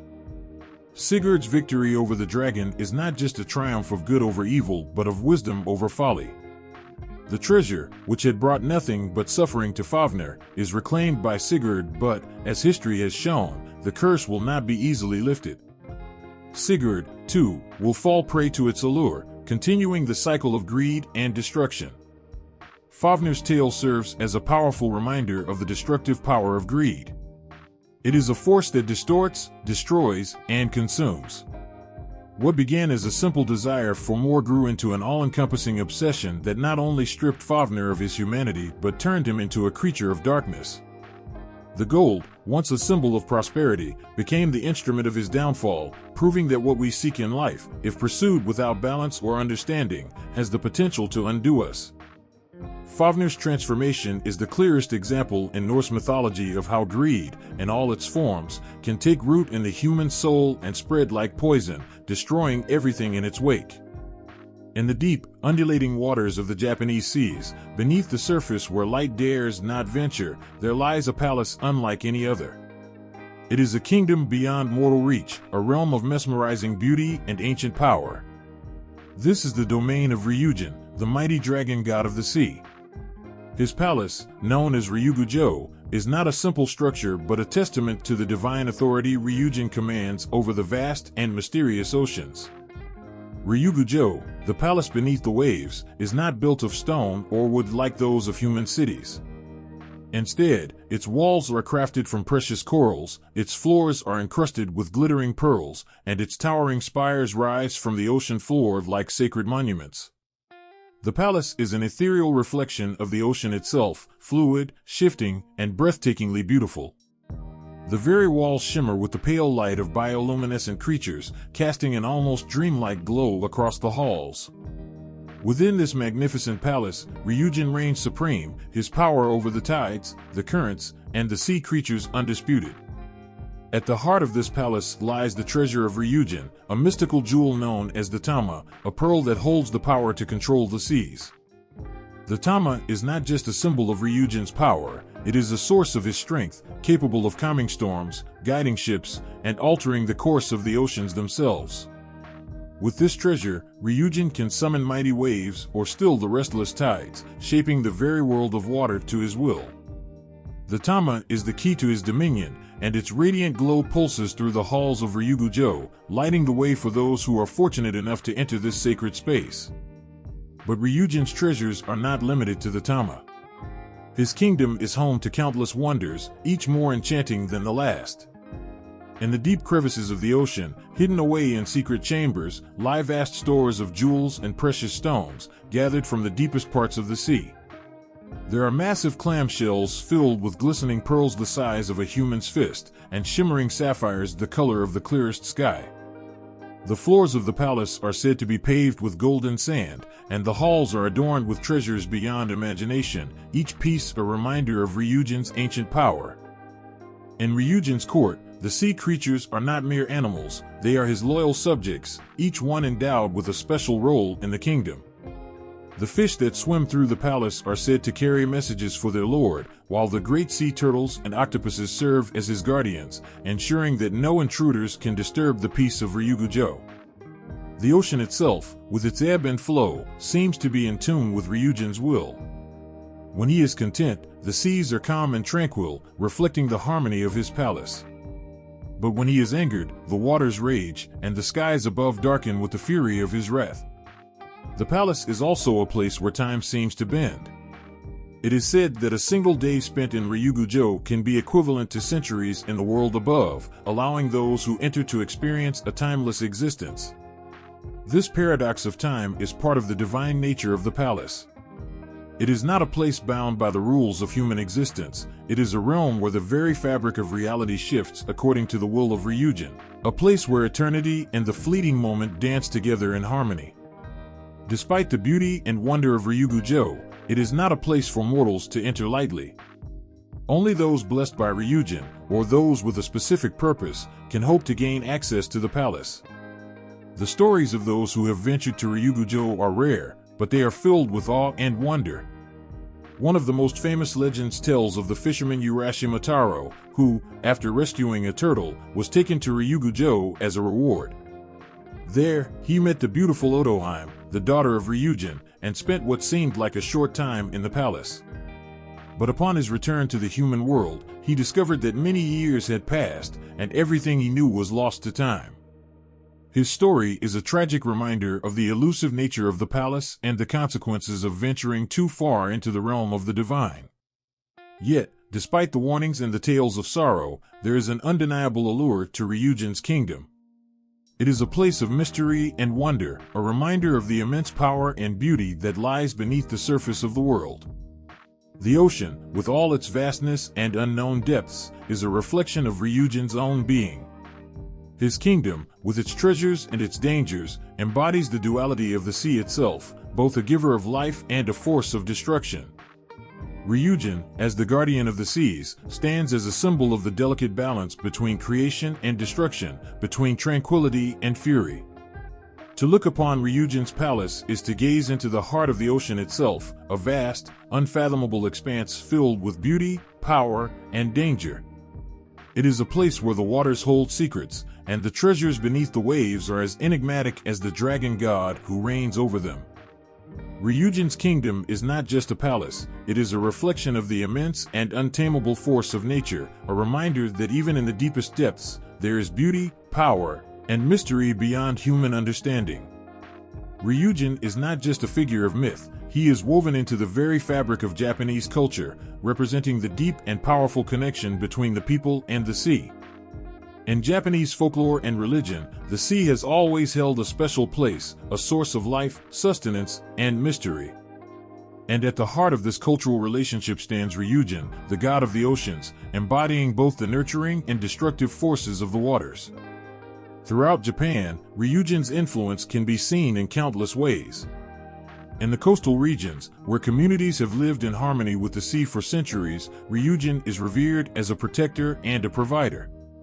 He is seen as a god who controls the tides, ensures bountiful harvests from the ocean, and keeps the seas safe for fishermen and sailors. In ancient times, when the survival of entire villages depended on the sea, Ryujin was honored with offerings, prayers, and festivals to ensure the safety of their voyages and the prosperity of their catches. The bond between the sea and the people was intimate, and Ryujin was the divine force that bridged the two worlds.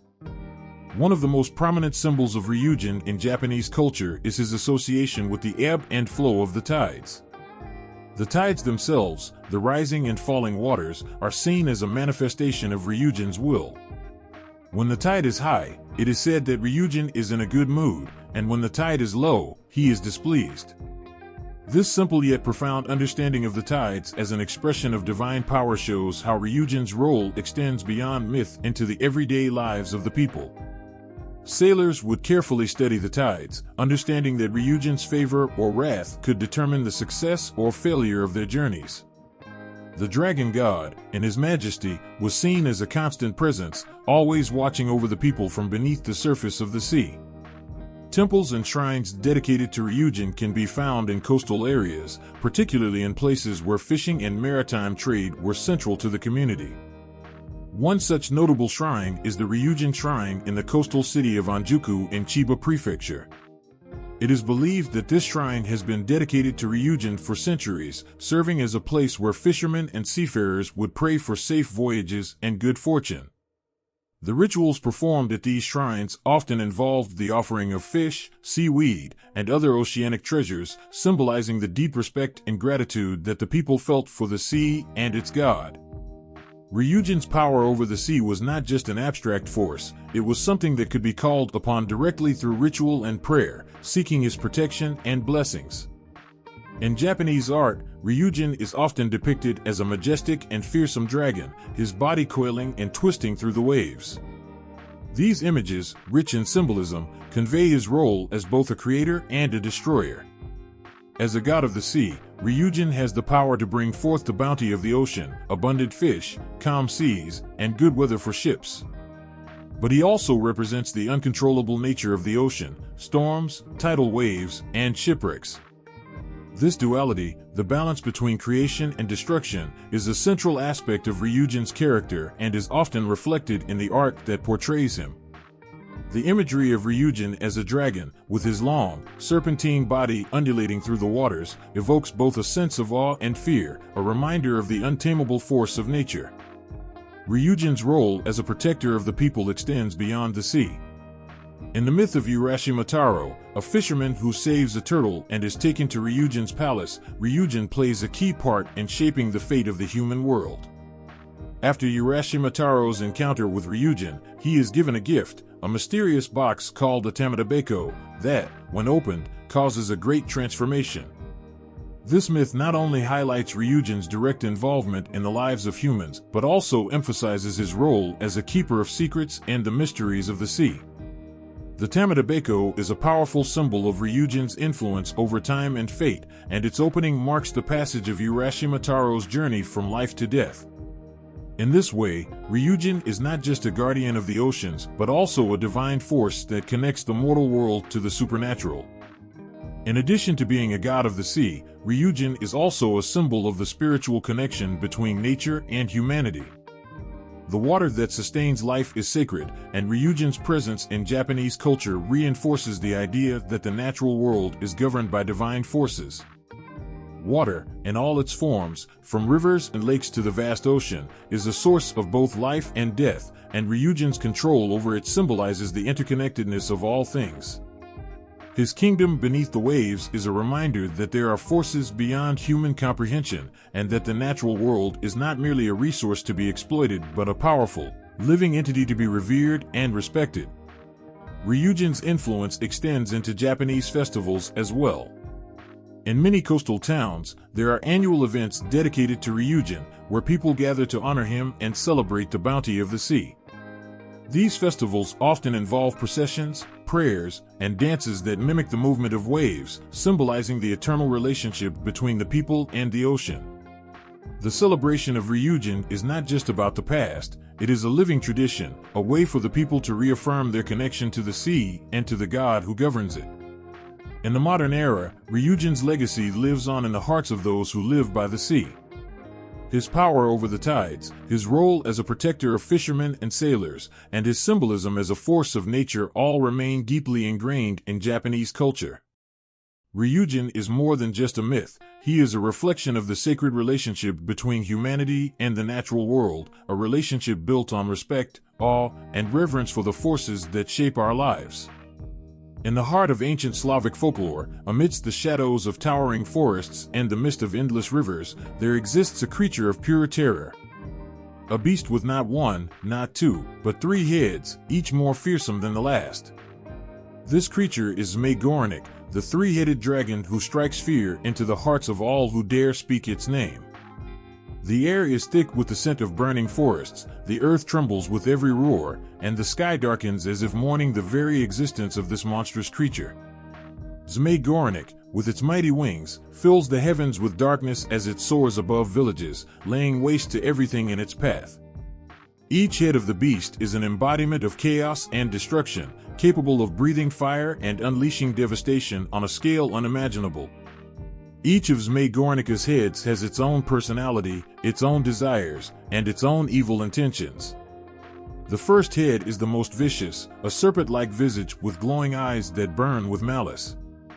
It is the leader, the one who commands the others, the one who brings about the death and suffering of all in its path. The second head, while equally fierce, has an air of cunning, always watching for weaknesses, looking for opportunities to destroy from within. The third head is the most unpredictable, its flames erratic and uncontrollable, often causing damage even to its own body in its uncontrollable rage. In the stories told by the elders, Zmey Gorynych is more than just a beast. It is a symbol of ultimate evil, an agent of chaos that seeks to destroy everything good and pure in the world. This dragon represents the darker side of nature, the storms that rage and the fires that consume. It is the destructive force that cannot be reasoned with, only feared. Its very presence brings ruin, and its breath leaves a trail of scorched earth and burning skies. For centuries, the people of the Slavic lands lived in terror of Zmey Gorynych. Villages were abandoned, crops were burned, and entire families were wiped out in a single night. The beast would come from the mountains or the depths of the forest, where it dwelled in solitude, and strike without warning. Its three heads, each breathing fire, could wipe out entire armies, and no force seemed strong enough to stop it. But in every dark tale, there is a glimmer of hope, a hero who rises in the face of overwhelming odds. And so it was with the tale of Zmey Gorynych. The stories tell of a young warrior, often named Dobrynya, who was brave enough to face the three-headed dragon. Armed with nothing but his sword, his strength, and his courage, Dobrynya set out to rid the world of the creature that had terrorized it for so long. The battle between Dobrynya and Zmey Gorynych was nothing short of legendary. As the warrior faced the mighty beast, he could feel the heat of its flames on his skin, the weight of the monster's three glares upon him. The dragon struck first, its head snapping in unison, spewing fire that could melt stone. But Dobrynya, swift and agile, dodged the flames and struck back with a blow to the dragon's first head. The battle raged on for days, with Dobrynya using every ounce of his strength and wit to fend off the dragon's brutal attacks. Each of Zmey Gorynich's heads seemed to grow stronger, more vicious with every passing hour, but Dobrynya remained undeterred. With a final, powerful strike, the warrior cleaved off the first head. The dragon let out a deafening scream, but it was far from defeated. The second head lashed out in fury, breathing fire so hot that the very ground beneath their feet began to crack. Dobrynya fought on, determined to end the reign of terror. In a final, desperate move, he attacked the third head, severing it with one precise strike. As the heads fell, so too did the creature, crumpling to the earth in a heap of fire and ash. The people rejoiced, for the terror of Zmey Gorynych had come to an end. But even in death, the creature left its mark. The land where it fell was scarred, a reminder of the beast's destructive power. The tale of Zmey Gorynych is not just a story of a hero slaying a dragon, it is a tale of the eternal struggle between good and evil, between order and chaos. Zmey Gorynych, with its three heads, represents the multifaceted nature of destruction. It is not just one force of evil but a combined force that feeds off fear and chaos, growing stronger with every act of terror. Each head is a manifestation of a different aspect of destruction, blinding rage, cunning deceit, and uncontrollable power. And while the dragon may have been slain, the lesson remains: evil is not always easily defeated. Sometimes it requires the strength of many, the unity of people, and the courage of one brave soul to stand up against the forces that seek to bring ruin. In the end, the story of Zmey Gorynych reminds us that even the greatest of evils can be vanquished, but only through great sacrifice and courage. The dragon may fall, but the scars of its presence linger in the world, symbols of the enduring battle between darkness and light, chaos and order. The legend of the three-headed beast continues to echo through the ages, a warning and a tribute to the bravery of those who dare to fight it. In the dark, ancient forests of the Slavic lands, where mist hung low and the trees whispered secrets of old, a terror unlike any other ravaged the villages. Zmey Gorynych, the three-headed dragon, would rise from the mountains, its fiery breath scorching the earth. Its monstrous wings would cast a shadow over the villages, and with each mighty flap, the ground would tremble. The people, defenseless and frightened, could do nothing but cower in fear as the beast unleashed its wrath. For generations, Zmey Gorynych was a figure of unstoppable terror. Every time it appeared, the earth would burn, crops would be destroyed, and lives would be lost. But with every dark legend, there emerges a hero who dares to face the impossible. One such hero was Zmey, a young warrior whose courage burned brighter than the flames of the dragon. He had heard the stories of the beast, how it had terrorized his land for years, how it had destroyed entire villages without remorse. When word spread that Zmey Gorynych had come once more, Zmey could no longer sit idly by. The cries of the people filled his heart, and the call to action stirred his blood. He could not stand by while his home was laid to waste. With nothing but his sword, a shield, and an unshakable resolve, he set out to face the monster. As he journeyed through the dense forests and across barren fields, the tension in the air grew thick. Zmey could feel the weight of the people's hope on his shoulders, and yet, doubt gnawed at him. How could one man defeat such a beast? Zmey Gorynych was not merely a dragon, it was a force of nature, a living embodiment of destruction. But Zmey's heart was steadfast, and his spirit unwavering. He would not allow fear to dictate his fate. The final confrontation came on a stormy night, when the skies were as dark as the beast's heart. The ground shook with the arrival of Zmey Gorynych. Its three heads loomed over Zmey, each one spewing fire as it hissed in fury. The beast's scales shimmered like molten metal, and its eyes glowed with a malice that sent chills through the air. The very atmosphere seemed to crackle with the power of the monster, and Zmey, though dwarfed by its size, stood tall, his sword raised high. The first head struck first, a jet of fire scorching the air and hitting the ground with an explosion. Zmey ducked, narrowly avoiding the flames. His heart pounded in his chest, but he did not hesitate. He had no time for fear. He could feel the heat of the flames on his skin, could smell the burning air, but he held firm. The dragon was relentless, its heads moving in a synchronized fury, breathing fire and smoke. But Zmey was swift, moving with a speed that surprised even himself. He dodged and struck, his sword flashing in the firelight. He aimed for the first head, the one he believed to be the leader, and with a mighty swing, he sliced through the neck. The beast let out an earth-shattering roar as the head fell to the ground with a sickening thud.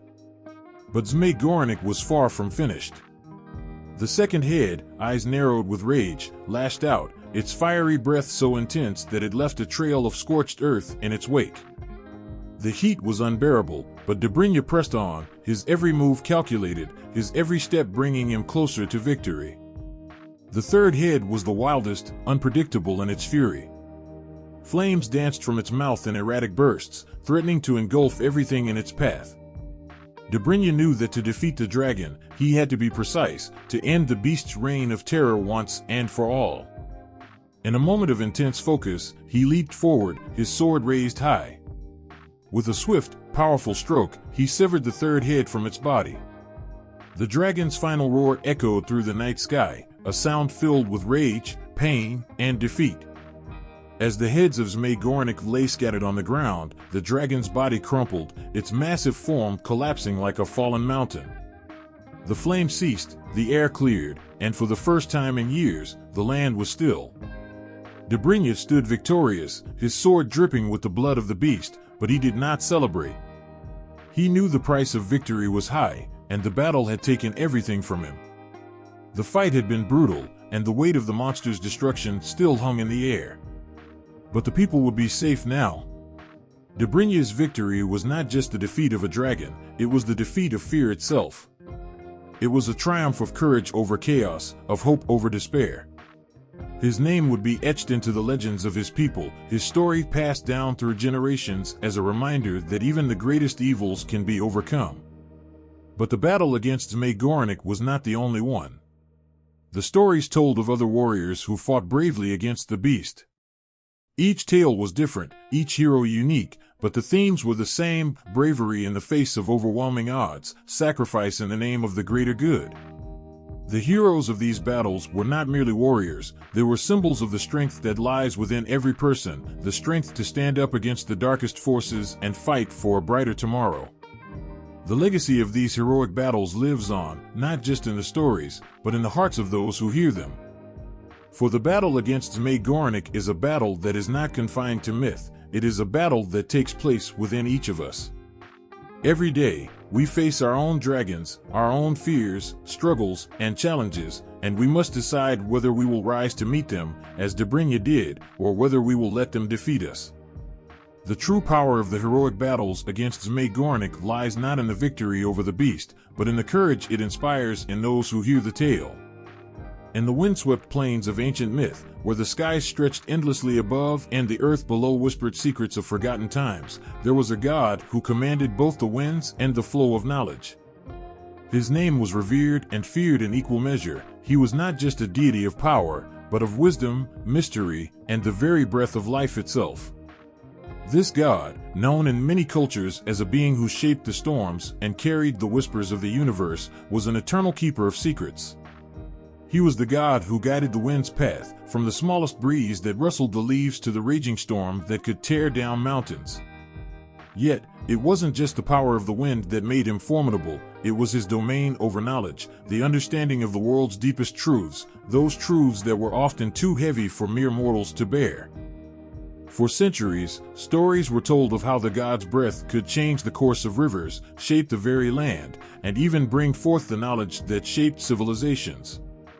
He was the deity whose voice could be heard in the howling wind, a sound that seemed to echo with ancient wisdom, though none could quite understand the full meaning of his words. Some believed that when the wind whispered through the trees or the storm roared over the sea, the god was speaking directly to those who were wise enough to listen.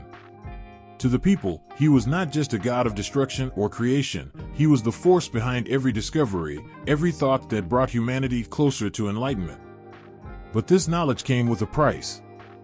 The god of knowledge and wind was a deity who only shared his wisdom with those worthy of it, those who sought the truth with pure hearts and minds, not those who desired power for selfish gain. In his eyes, wisdom was the greatest gift, but it was also the most dangerous. To understand too much was to walk a perilous path, and many a seeker had been driven mad by the weight of the knowledge they sought from him. One tale told of a young philosopher, a mortal whose desire for wisdom knew no bounds. He had spent his life searching for answers to the mysteries of the world, questioning everything and seeking deeper truths. His quest led him to the edge of the great plains where the winds howled like a chorus of ancient voices. There, standing alone in the vast emptiness, he called out to the god, his heart filled with both fear and excitement. The winds answered him. The god appeared in the swirling gusts, his form shifting with the storm. His eyes, bright with the light of distant stars, gazed upon the philosopher. The god spoke in a voice that sounded like the crackle of thunder and the rustle of leaves at the same time. "What do you seek, mortal?" he asked, his words carrying the weight of ages. The philosopher, trembling yet determined, replied, "I seek the truth of all things, the knowledge that will reveal the secrets of life, of the universe, of existence itself." The god's gaze deepened. "Are you certain you are ready for the truth?" he asked. Knowledge is a double-edged sword. It can lift you to great heights, or it can destroy you. But the philosopher, too eager to understand, pressed on. "I am ready. I will bear whatever comes, for I must know." The god, seeing the determination in the mortal's eyes, finally spoke. "Then listen well, for I shall grant you the knowledge you seek. With a wave of his hand, the wind grew stronger, the air vibrating with an electric energy. The philosopher felt his mind expand as visions flooded him, visions of the birth of stars, the dance of the planets, the rise and fall of civilizations, and the countless mysteries of life itself. For what seemed like an eternity, he was engulfed in the storm of knowledge, his soul immersed in the understanding of the world. But as the god had warned, the knowledge was overwhelming. The philosopher felt his mind begin to unravel. The weight of understanding, of seeing everything at once, was too much to bear. The god's voice echoed in his ears, but it now felt like a distant roar, a thunderclap that reverberated in his skull. He fell to his knees, his mind shattering under the strain of the truth he had sought.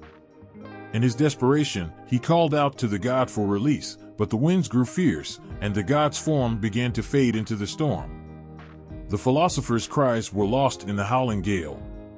When the winds finally subsided, the philosopher was left alone in the vast emptiness. His body was still there, but his mind had been torn apart by the knowledge he had sought. The storm had passed, and the god was gone, leaving only the whisper of the wind in his wake. And so, the tale of the god of knowledge and wind serves as a warning. It is a reminder that the pursuit of wisdom, while noble, is not without its dangers. To seek the deepest truths is to challenge the very fabric of reality. The god, though generous in his gift of knowledge, understood that not all mortals were ready to carry the weight of the universe. Knowledge was not something to be taken lightly. It was a force of nature, as unpredictable and powerful as the winds themselves. In the end, the god of knowledge and wind continues to dwell within the winds that sweep across the earth, his whispers hidden in the rustling leaves and the crashing storms. He watches over those who seek wisdom, guarding the balance between knowledge and destruction. The wind may carry his words, but only those with the strength to hear them can understand the true power of his gift. The ancient trees whispered of change in the cool, clear mornings when the wind carried the scent of rain and the promise of rebirth. Beneath the shadow of the towering mountains, the people had always known that life was a circle, always returning, always renewing. There was one symbol, however, that stood apart from all others, a creature whose very essence was tied to the cycles of nature, of wisdom, and of the eternal dance between life and death. This symbol was the dragon. To many, the dragon was a terrifying force, a creature of destruction and chaos. But to those who understood its deeper significance, the dragon was something far more profound. It was the embodiment of renewal, of the unyielding flow of time that both destroys and creates. The dragon represented the wisdom of the ages, the understanding that life could not exist without change, that growth required destruction, and that wisdom was born from the balance between the two. In one of the ancient myths, told around the flickering firelight by elders whose faces were etched with years of knowledge, the dragon was seen as the guardian of sacred wisdom. This dragon was not one of fiery breath or scales that could tear through steel, but a being who carried the wisdom of the ages within its heart. It was said that the dragon would descend from the highest peak, wings sweeping over the land like a storm, only to rest upon a stone altar at the edge of the sacred lake. There, it would shed its old skin, leaving behind what was no longer necessary, and take on a new form, more radiant and more powerful than before. The shedding of its skin was symbolic. Just as the dragon cast off what was no longer needed, so too did the seasons cast off the old to make room for the new. The trees would shed their leaves in the fall, the earth would rest during the winter, and the world would bloom again in the spring, more beautiful and more vibrant than before. It was a reminder that wisdom came from knowing when to let go, when to discard the old and embrace the new. But not everyone understood the dragon's message. To some, the shedding of the old seemed wasteful. They could not comprehend the need to destroy what was already in existence. They feared the dragon, seeing it as a harbinger of destruction, unaware that in its very act of renewal lay the key to life itself. Without destruction, without the breaking down of the old, the new could never come into being. And so, the dragon carried within it the essence of wisdom, a wisdom that saw the beauty in both the rise and fall of all things. It was not just the act of renewal that the dragon symbolized, but also the patience that came with it. To those who sought its wisdom, the dragon was a patient teacher, never rushing its students, never forcing them to learn before they were ready. It was said that the dragon's presence could calm the mind and soothe the spirit, helping those who were lost to find their way. In its gaze, one could see the long path of time, the rise and fall of empires, the passing of generations, the slow but inevitable progress of life. It reminded them that wisdom was not gained overnight, but was the product of time and experience. One legend told of a young seeker who journeyed to the heart of the sacred mountain, seeking the wisdom of the dragon. This young person, filled with burning questions about life, had heard the tales of the dragon's wisdom since childhood. They had heard of the great knowledge it held, the secrets it could impart to those who were worthy. But as the seeker climbed the steep, rocky path, doubt crept into their heart. They were unsure if they were ready, unsure if they were worthy of such wisdom. What if they were not strong enough to hear the truth? When the seeker reached the summit, they found the dragon waiting, coiled around a stone altar bathed in the soft glow of the moonlight. The dragon's eyes were calm, and its presence, while powerful, was not intimidating. The seeker knelt before the great beast, offering a question they had carried in their heart for years: what is the meaning of life? The dragon did not speak immediately. Instead, it unfurled its wings slowly, the sound like a whisper of wind. It seemed to consider the question carefully, its wise eyes reflecting the seeker's uncertainty. After a long silence, the dragon spoke in a voice that was both deep and soothing. The meaning of life, it said, is not to be found in a single answer, but in the journey itself. Life is not about finding an end, but about embracing the process, the constant flow of becoming. It is in the destruction and creation, and the shedding of old skins and the growth of new ones. To live is to change, to learn, to be reborn again and again. And in each cycle, wisdom is gained. The seeker, hearing these words, felt a weight lift from their heart. The answer was not what they had expected, yet it resonated deeply with them. They understood then that the search for meaning was not about grasping for answers, but about experiencing the journey, embracing the moments of both loss and renewal. The dragon's wisdom was not a gift that could be possessed, but a truth that could only be lived. As the seeker turned to leave, the dragon's form seemed to dissolve into the air, its essence becoming one with the wind that whispered through the trees. The seeker descended the mountain with a newfound understanding. The world had not changed, but they had. And that, they knew, was the true meaning of wisdom. The symbol of the dragon, of renewal, of wisdom, and of the eternal dance between destruction and creation, remained in the hearts of those who understood its message. It was not just a creature of legend, it was a living testament to the cycles of life that shaped all things. The dragon was not just a symbol of fear or power, but of the quiet strength that came from embracing change and learning from it. In the dragon's breath, the people heard not just the roar of fire, but the soft whisper of wisdom carried on the winds of time. High above the land, where the clouds twist and turn like ancient serpents, there lives a guardian unlike any other, a being whose wings stretch across the heavens, casting shadows over the earth below. This guardian is the dragon of the skies, a creature whose very existence is entwined with the winds, the storms, and the celestial bodies that hang above like jewels in the night. The people below often look up in awe, knowing that the skies are not just an empty expanse. Above them, the dragon soars, watching over all. Its scales glisten like the stars, reflecting the light of the sun and moon, and its eyes, bright and knowing, are always vigilant. The dragon is not just a guardian of the skies, but a protector of the balance that governs the world. It is said that when the winds are calm and the skies are clear, it is the dragon's peaceful gaze that keeps the world in harmony. But when storms rage, when lightning flashes and thunder crashes, it is the dragon's anger that stirs the heavens, a reminder of its unyielding power. In the ancient tales told by firelight, the dragon was seen as a figure of great responsibility. It was not a being that took its role lightly. It understood the delicate balance it held between the heavens and the earth. The skies were not just a backdrop for the world, they were a vital force, a realm that affected everything below. The dragon was the keeper of the winds, the bringer of rain, and the protector of the creatures that roamed the earth. When the crops failed due to a lack of rain or the winds grew too fierce and swept across the plains, it was said that the dragon was either pleased or displeased, and the people would offer their prayers to it, seeking its favor. One legend told of a time when the world below was suffering. The crops had withered, and the rivers had run dry. The skies had remained clear, but the people knew that without the dragon's blessings, the land would continue to suffer. So, a young woman, chosen for her wisdom and courage, climbed the highest peak to seek the dragon. She made her way through the treacherous mountain paths, braving the cold winds and the rocky cliffs, her heart filled with hope that she might find the guardian who could restore balance to the world. When she finally reached the summit, she found the dragon waiting. It was not the terrifying beast that some had described, but a majestic creature with wings that spanned the horizon.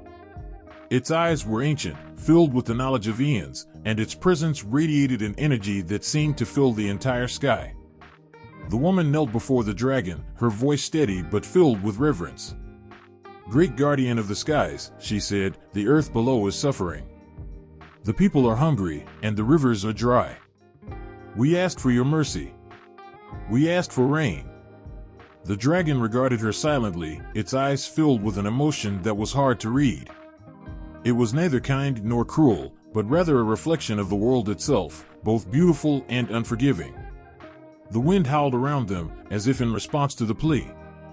"You seek rain," the dragon said, its voice a low rumble that echoed through the heavens. "But do you understand what it is you asked for? Rain is not simply water, it is life and death, creation and destruction. Without balance, there is no harmony. You must first understand this before you can ask for such a gift." The woman, though afraid, met the dragon's gaze. "I understand," she said. "The earth cannot thrive without balance. We ask not for rain alone, but for the restoration of that balance." The dragon's eyes softened, and with a mighty flap of its wings, the skies above the mountains darkened. The winds picked up, swirling around them like a storm taking form. The dragon's voice filled the air once more, this time with a deeper understanding. "Very well. You seek balance, and I shall give it. But remember, the gift of rain comes with responsibility. It will restore the earth, but it will also challenge you. Do not forget what you have learned." With that, the dragon let out a mighty roar that echoed across the land. The heavens opened, and rain began to fall, gentle at first, then harder, filling the rivers, nourishing the earth. The storm raged for days, the winds howling as the dragon soared across the sky, ensuring that the balance was maintained. When the storm finally passed, the land was transformed. The crops began to grow again, the rivers flowed with fresh water, and the earth seemed to breathe a sigh of relief. The people rejoiced, knowing that the guardian of the skies had heard their plea and had answered with both grace and power. But the woman, now back in her village, knew that the dragon's lesson was not just about the rain, it was about understanding the delicate balance of life itself. The earth, the sky, the wind, and the water were all interconnected, each relying on the others to thrive. The rain had come, but with it came the challenge of maintaining that balance, of respecting the forces that governed the world. The dragon had given them not just the gift of rain, but the wisdom to know how to honor it. And so, the dragon of the skies continued its watch, its wings sweeping across the heavens, guarding the balance of the world. The people below, now more aware of the delicate harmony that existed between all things, lived with a greater understanding of the forces that shaped their lives. They no longer took the wind or the rain for granted, knowing that the guardian of the skies would always be there, watching, waiting, ready to restore balance whenever it was needed. In the heart of the ancient forests, where the trees stood tall like silent sentinels, and the rivers flowed with the wisdom of the ages, there was an ancient presence that few could truly understand. The air seemed to vibrate with a deep, unseen energy, and if you listened closely enough, you could hear it, the faintest rustle of wings, the whisper of a voice carried on the wind. These were the dragons, not as fire-breathing beasts, but as nature spirits, guardians of the earth itself. The people who lived in harmony with the land knew this truth, for the dragons were never far from them. They were the embodiment of the forces that shaped the world, the winds that carried seeds to distant places, the rains that nourished the soil, the fire that cleansed and rebirthed. The dragons were the spirits of the earth, not in the sense of possessive gods or deities, but as the very essence of nature's power. They were the breath of life that passed through every leaf, every stream, and every rock. In one village nestled deep in the forest, the people would tell tales of the great dragon that lived in the mountain, a creature as old as the earth itself. It was said that the dragon's scales were made of the very stone of the mountain, its wings as vast as the sky, and its eyes glowed with the green of the forest. The villagers never feared it, for they knew that the dragon's presence was one of harmony. It did not seek destruction, but balance. The dragon was a protector, watching over the land with a care that stretched back centuries. The villagers understood that their lives were tied to the earth in ways that went beyond farming or hunting. They knew that every plant, every animal, and every weather pattern was connected. The dragon was the living spirit of that connection, a reminder that they were not separate from nature, but a part of it. To disrespect the earth, to take from it without giving back, was to anger the dragon, and those who did so would soon feel the weight of nature's wrath. One summer, when the crops began to fail and the rains did not come, the people gathered in the village square, concerned that something had disturbed the balance. An elder, wise and weathered by years of listening to the whispers of the earth, called for a pilgrimage to the mountain where the dragon dwelled. The journey was long and treacherous, but they knew it was necessary. The dragon's wisdom was needed to restore what had been lost. As they climbed the steep path up the mountain, the air grew heavy with the scent of pine and damp earth. The sun was hidden behind a thick veil of clouds, and the wind carried a faint hum, like the soft singing of the earth itself. It was as though the mountain was alive, breathing in rhythm with the world below. The villagers knew they were not just walking to a place, but into the very heart of nature itself. When they reached the peak, the dragon was waiting for them, its form coiled in the shadows of the ancient trees. Its eyes, a deep emerald green, seemed to glow with an inner light as it regarded the group. The elder stepped forward, bowing deeply in respect before speaking. "Great guardian," the elder said, their voice steady but full of reverence, "the land below is suffering. The rains do not come, and the crops wither. We have strayed from the balance, and we ask for your guidance." The dragon's eyes softened, and a low rumble filled the air. It was not a growl, but the sound of the earth itself, deep and resonant. With a flick of its massive tail, the dragon gestured toward the horizon, where the storm clouds gathered. "The balance is delicate," the dragon said, its voice like the rustling of leaves. "You have taken from the earth without giving back. The rains will not fall until you restore what has been lost. The land will not nourish you until you have nourished it." The villagers bowed their heads, understanding the dragon's words. They had taken more than they had given, harvesting without thought for the future, over-farming the land, and ignoring the delicate cycles that kept everything in harmony. The dragon was not just a force of nature, it was nature itself, and it would not tolerate disrespect. The elder spoke once more, this time with a vow. "We will restore the balance. We will tend to the earth as we have been taught. We will give back what we have taken, and we will honor the cycles of nature once more." The dragon nodded, its wings stirring the air as it unfolded them with grace. The wind shifted, and the first drops of rain began to fall. They were soft at first, gentle like a mother's touch, but soon they grew heavier, pouring down in a steady stream. The dragon, with its mighty wings, took flight, disappearing into the storm, leaving the villagers with a renewed sense of purpose. As the rain continued, the villagers returned to the earth, working the land with new reverence. They planted crops with care, offering thanks for each seed, each tree, each drop of rain. They knew that the dragon would always watch over them, but it was not just the dragon's presence that they relied on, it was their connection to the earth, to the cycles of life and death, growth and decay. The story of the dragon as a nature spirit spread throughout the villages, becoming more than just a legend, it was a living truth. The people understood that the dragon was not an external force, but a reflection of themselves.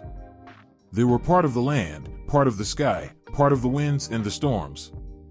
To live in harmony with nature was to live in harmony with the dragon, the spirit that watched over all. And so, the dragon continued to soar above the earth, its wings casting shadows over the land, a reminder that all things are interconnected. The people below, now more attuned to the balance of nature, lived with a deeper understanding. They knew that the earth was not theirs to control, but a gift to be cherished. And in the heart of the mountain, the dragon slept, ever watchful, a guardian of the land, the wind, and the rain. In the stillness of the universe, where the stars burn cold and distant, there exists a battle unlike any other. It is not fought on the ground, nor in the skies above, but in the very fabric of existence itself. A cosmic battle, ancient and eternal, between the forces of creation and destruction. At the heart of this conflict, a dragon, a creature born from the chaos of the void, fights to maintain the balance that governs all life. The dragon is a being of immense power, its form vast enough to stretch across galaxies, its wings spanning the expanse of time itself. It is said that its breath can ignite stars, its roar can shake the very foundations of the cosmos. Yet, for all its might, the dragon is not a simple force of destruction. It is a force of balance, a protector of the universe. And yet, there are those who seek to tip the scales, to bring about an end to all things, to plunge the cosmos into an endless void where nothing exists but darkness. This is the true nature of the cosmic battle, the struggle between creation and destruction, light and dark, order and chaos. The dragon is not merely a warrior, it is the embodiment of the balance that keeps the universe alive. Without it, everything would collapse into nothingness. It is a battle that has raged since the first spark of creation, and it will continue until the final star flickers and fades. At the edge of a dying galaxy, where the light has long since faded, the dragon confronts its greatest adversary, the serpent. The serpent is not just a creature, but a force of entropy itself, a being that feeds on the life of the universe, growing stronger as the cosmos decays. Its form is shifting, ever-changing, like the very void from which it emerged. It is the end, the inevitable collapse of all things, and it seeks to consume the dragon, to devour the balance that it represents. The battle between the dragon and the serpent is one of pure will, a contest of fate itself. The dragon breathes fire, blazing rivers of light that streak across the heavens, illuminating the dark void. The serpent strikes back with tendrils of shadow, twisting and writhing like black holes that devour all light. With each clash, the fabric of reality bends, warping in response to the violent energy of the two beings. Stars are born and die in an instant, galaxies are torn apart, and time itself seems to fracture. It is not a battle fought with weapons, but with the very essence of existence. The dragon's power is drawn from the forces of creation, the stars, the light, the life that pulses through the universe. It is a force that sustains the cosmos, that breathes life into every living thing, from the smallest atom to the grandest galaxy. The serpent, on the other hand, is the embodiment of all that seeks to undo creation. It feeds on the death of stars, the collapse of worlds, the extinction of life. It is the darkness that waits patiently for the light to burn out, the cold silence that follows the end of all things. The dragon is fierce, but the serpent is relentless. For every burst of light that the dragon conjures, the serpent is there to devour it. For every galaxy the dragon saves, the serpent sends it spiraling into the void. The battle rages on, not in time, but outside of it, in a place where beginnings and endings are meaningless. There is no end to this fight, no clear victor, no resolution. Only the eternal struggle for balance. But in a moment of pure clarity, the dragon understands. It is not about defeating the serpent. It is not about destruction, but about preservation. The serpent cannot be vanquished, for it is an intrinsic part of the universe. Without destruction, there can be no creation. Without the end, there can be no beginning. The dragon and the serpent are two halves of a whole, each necessary for the other's existence. The dragon pulls back, releasing its hold on the fabric of reality, allowing the serpent to grow. The void stretches, expands, and the serpent coils within it, filling the empty spaces with its presence. But the dragon does not falter. It breathes, and in its breath, stars are born, slowly, gently, but surely. The serpent writhes, its tendrils reaching out, but it cannot consume the light. For as long as the dragon breathes, there will always be light in the darkness, always a force to keep the balance. The battle does not end. It never will. It is a cycle, a rhythm that echoes through the universe like the pulse of a heart. The dragon and the serpent are two sides of the same coin, locked in an eternal dance, pushing and pulling against each other, each knowing that the other is necessary. For without destruction, there can be no creation, without the end, there can be no new beginning. And so, the cosmic battle continues, a silent war fought in the void between the stars, between life and death, light and dark. The dragon, ever watchful, continues to guard the balance, its wings spreading across the cosmos, its breath igniting the stars, its eyes glowing with the knowledge of all that is and all that ever will be. The serpent waits, patient and eternal, ever seeking to undo what the dragon has wrought. And as the battle rages, the universe continues to turn, spinning on the axis of creation and destruction, a delicate dance that keeps the cosmos alive. The dragon will never stop fighting, for its purpose is eternal, its wings stretched wide across the heavens, watching, waiting, always guarding the balance that is life itself. In the vast tapestry of Hindu philosophy, where the forces of good and evil, light and dark, are intricately woven together, Vritra emerges as a symbol of one of the most profound and complex ideas, the eternal battle between order and chaos. Vritra is not merely a serpent or a dragon in Hindu mythology, he is the embodiment of cosmic obstruction, a being who represents the forces that hold back the natural flow of life, much like a dam blocking the rivers that nourish the land. At the very core of Vritra's symbolism is his role as a personification of drought, a symbol of scarcity and desolation.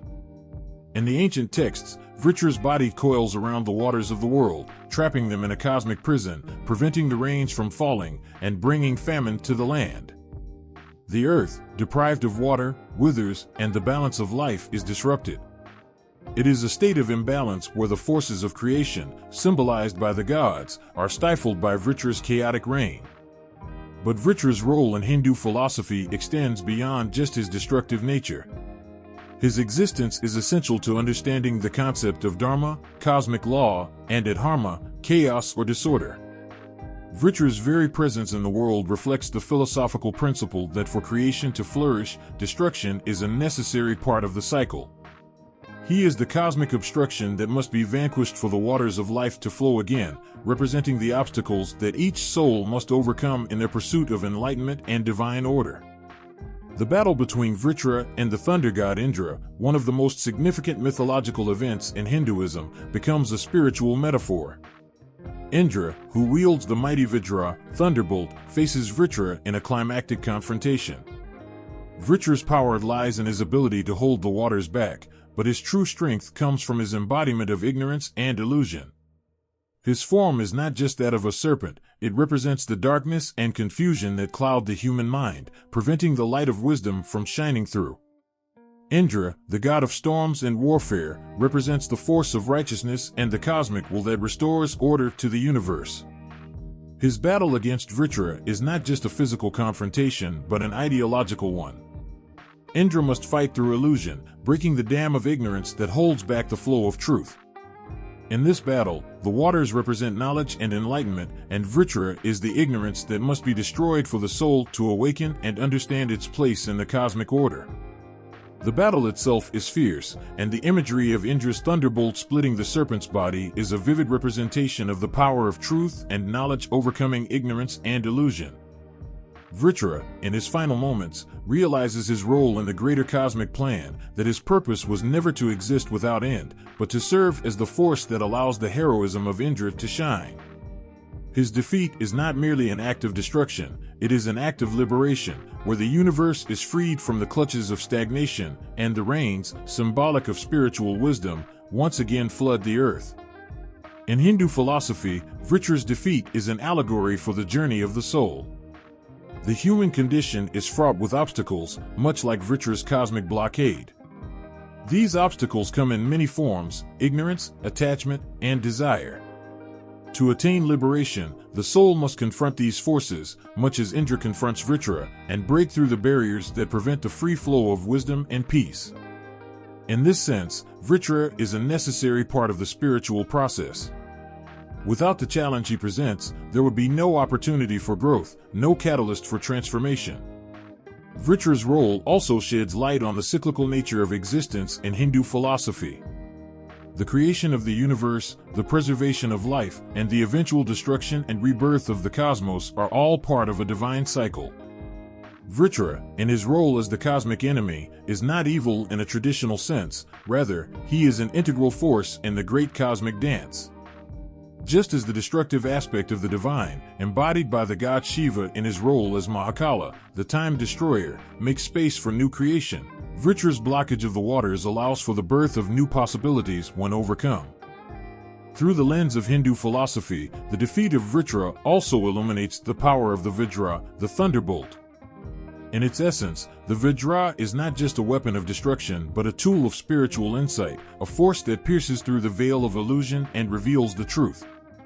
In many ways, the Vajra can be seen as a symbol for wisdom that shatters the ignorance that keeps the soul imprisoned.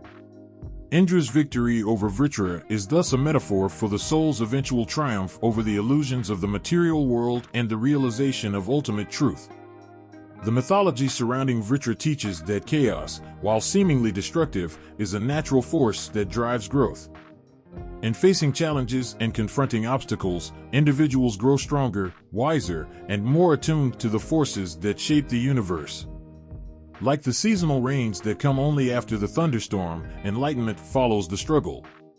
Vritra, in his defeat, becomes a symbol of the spiritual challenges that we all face, reminding us that we must overcome the forces of ignorance and illusion before we can experience the fullness of life's wisdom and truth. Ultimately, Vritra is not just an antagonist in a mythological story but a crucial element in understanding the cyclical and transformative nature of the universe.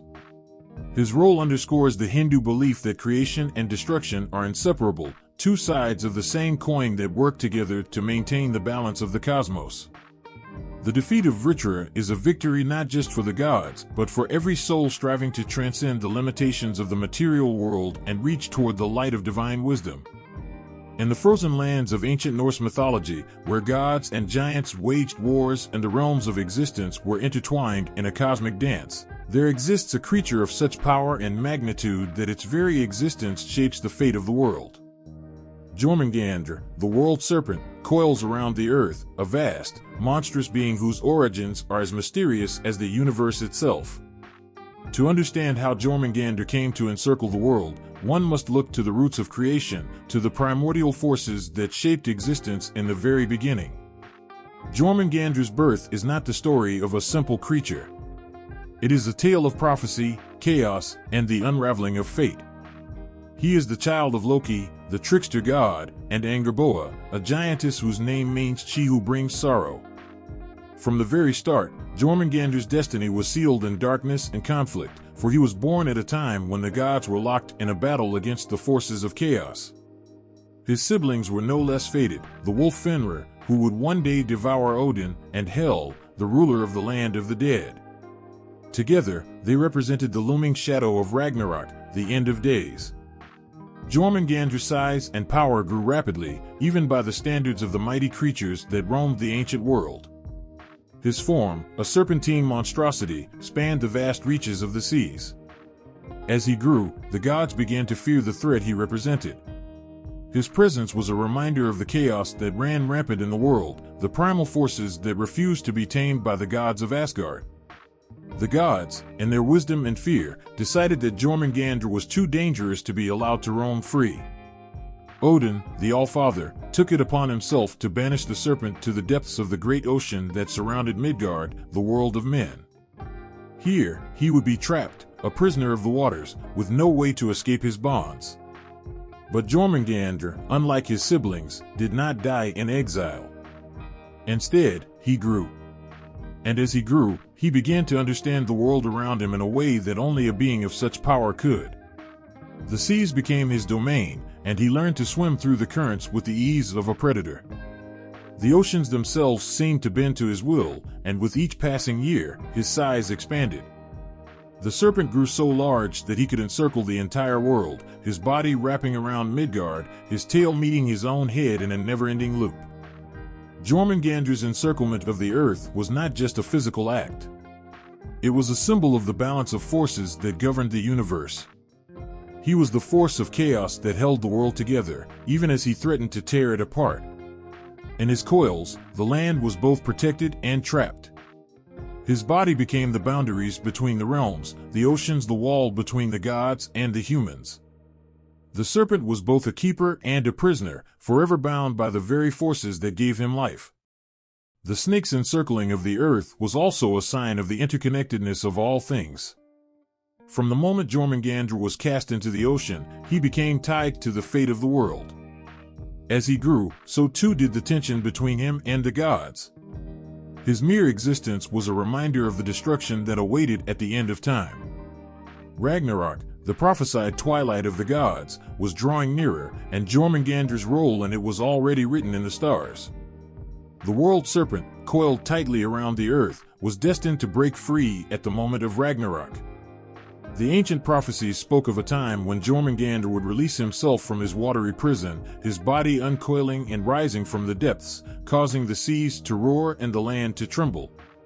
It was said that when the serpent finally broke free, he would confront his ancient enemy, Thor, the god of thunder, in a battle that would shake the heavens.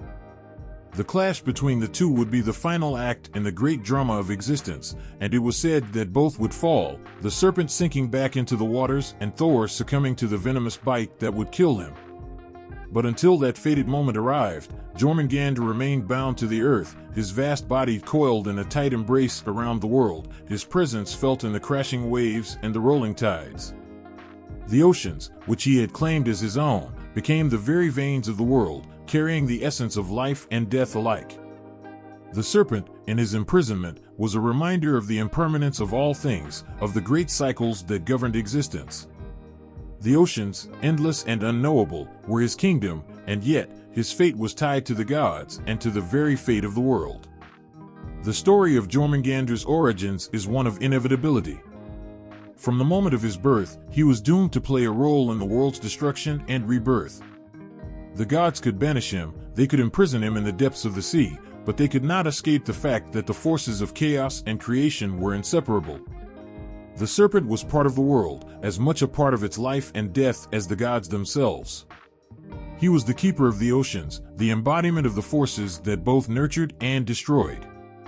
And one day, when the time came for Ragnarok, he would rise from the depths and fulfill his ultimate purpose, the end of the old world and the beginning of the new. Until then, Jormungandr lies coiled around the earth, waiting. He is patient, as only a creature of his nature can be. His encircling form is a silent reminder of the inevitable, a reminder that in the end, all things must come to an end. The serpent, ever watchful, waits for the moment when the cosmic cycle will begin anew, and when he will rise from the depths once more, to fulfill his fated role in the grand scheme of existence. The skies darkened with an unnatural haze, and the air hung heavy with a silence that seemed to stretch endlessly. The gods of Asgard, their hearts heavy with dread, stood watch over the horizon, knowing the time had come. Ragnarok, the prophesied end of all things, was upon them. Among the many omens foretold, one stood above all in its sheer terror, the awakening of Jormungandr, the world serpent. The creature, coiled in the ocean's depths for eons, had stirred, his massive form breaking free of the waters that had once bound him. The seas churned with his fury, waves rising like mountains to swallow the earth. As Jormungandr uncoiled his massive body, the world trembled. Villages were swept away by the deluge, and the screams of mortals were drowned out by the deafening roar of crashing waves.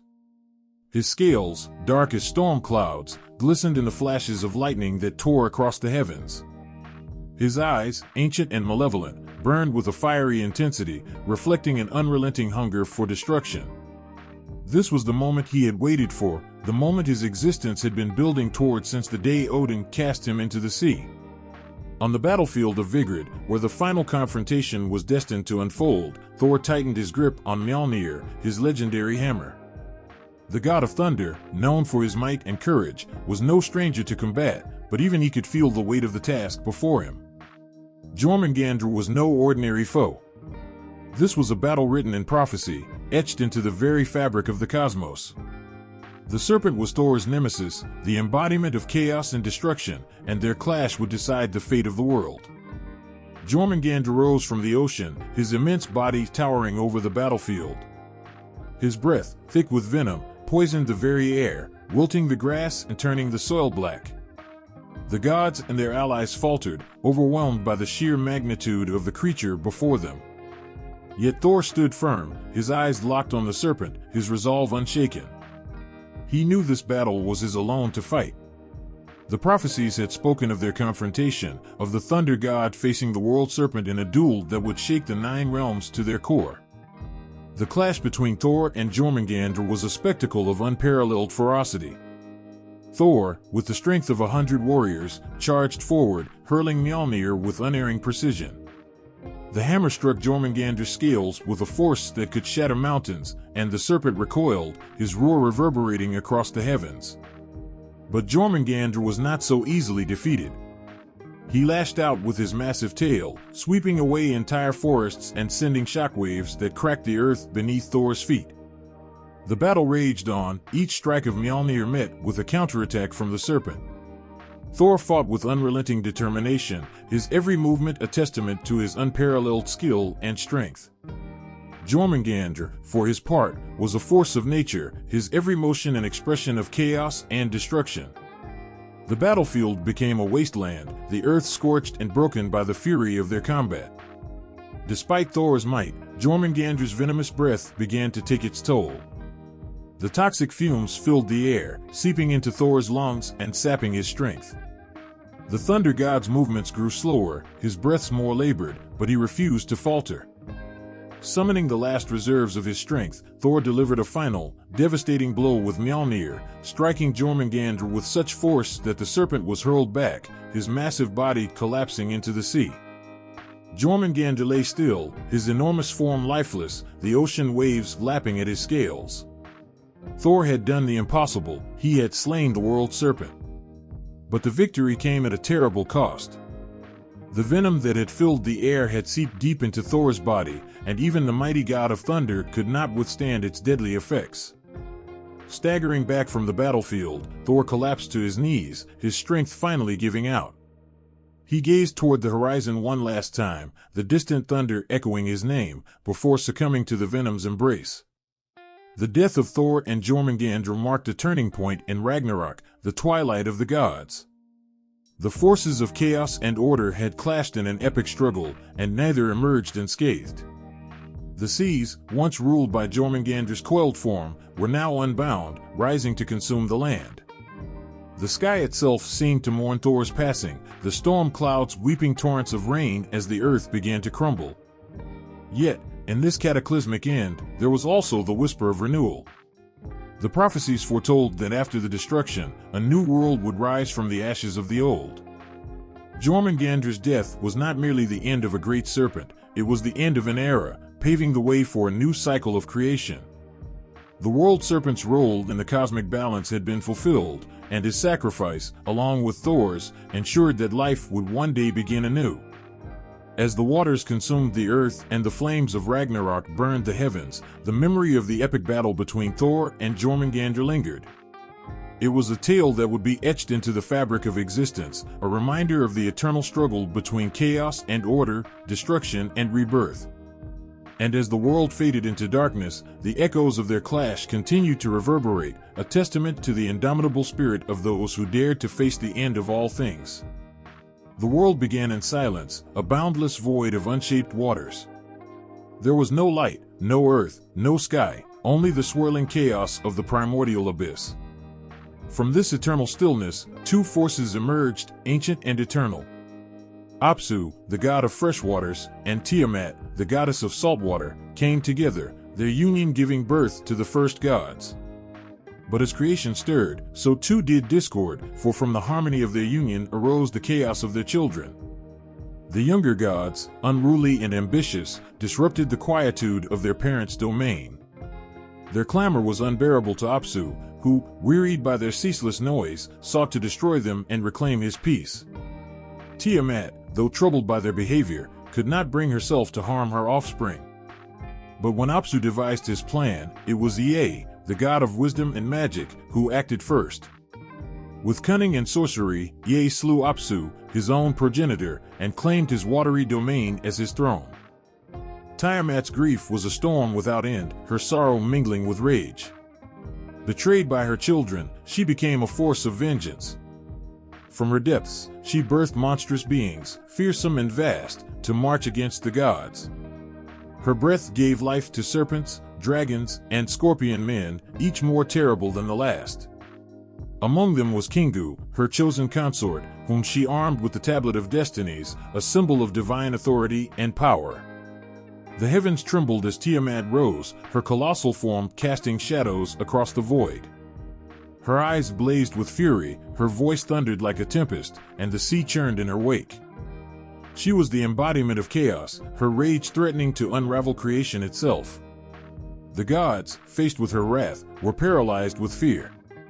None dared confront her until Marduk, the young and ambitious son of Ea, stepped forward. Marduk was not like the other gods. He carried himself with a confidence born of power and intellect, his every word brimming with authority. He made a bold promise: he would face Tiamat and bring order to the cosmos, but only if the gods granted him supreme dominion over all creation. Desperate and without alternatives, the assembly of gods agreed. They bestowed upon Marduk their blessings, crafting weapons of unmatched power for his battle. Armed with a net to ensnare, a bow to strike, and a storm chariot drawn by ferocious steeds, Marduk prepared for the ultimate confrontation. The winds themselves became his allies, summoned to confound and subdue the raging Tiamat. As he approached her, the vastness of her form was both awe-inspiring and terrifying. She loomed before him, a primordial force, her body stretching endlessly, her roars echoing through the void. Their battle was a cosmic upheaval. Tiamat's monstrous creations surged forward, but Marduk, wielding his weapons with precision, vanquished them one by one. The clash of his arrows against their scaled hides sent shockwaves through the heavens. Finally, he stood face to face with Tiamat, their powers colliding in a struggle that shook the foundations of existence. With his net, Marduk ensnared Tiamat, her thrashing tail creating tsunamis that reverberated across the waters. She roared and spat venomous winds, but Marduk, undeterred, unleashed the storm winds into her gaping maw, forcing her mouth wide open. Seizing the moment, he loosed an arrow that pierced her heart, shattering her immense form. Tiamat's death was a cacophony of sound and fury, her body collapsing into the abyss. But Marduk's work was not finished. From Tiamat's corpse, he crafted the world. Her severed body became the heavens and the earth, her eyes became the sources of the Tigris and Euphrates rivers, nourishing the lands. Her ribs formed the vault of the sky, and her tail was stretched out to anchor the cosmos. The gods, witnessing Marduk's mastery, crowned him their king, his authority unchallenged. Kingu, stripped of the Tablet of Destinies, was executed, his blood used to create humanity. Marduk decreed that humans would serve the gods, relieving them of their burdens. And thus, from the chaos of Tiamat's wrath emerged order, a world shaped by her destruction, yet imbued with her essence. Her story became the foundation of creation, a reminder of the delicate balance between chaos and order, destruction and renewal. Even in death, Tiamat's presence lingered, her body the very fabric of existence. The winds carried whispers of her power, and the waters echoed her lament. She was chaos and creation, a paradox etched into the cosmos, her legacy eternal in the annals of myth. Before the world took shape, there was chaos, a vast, endless expanse of potential without form or direction. From this primordial abyss arose Tiamat, the mother of chaos, embodying both the promise and peril of creation. Her being was as boundless as the oceans, her presence the essence of disorder, and yet, within her resided the power to give life. She was the beginning of everything, the womb of existence, and her story became a timeless symbol of the delicate balance between chaos and order. Tiamat was not a malevolent force at her core.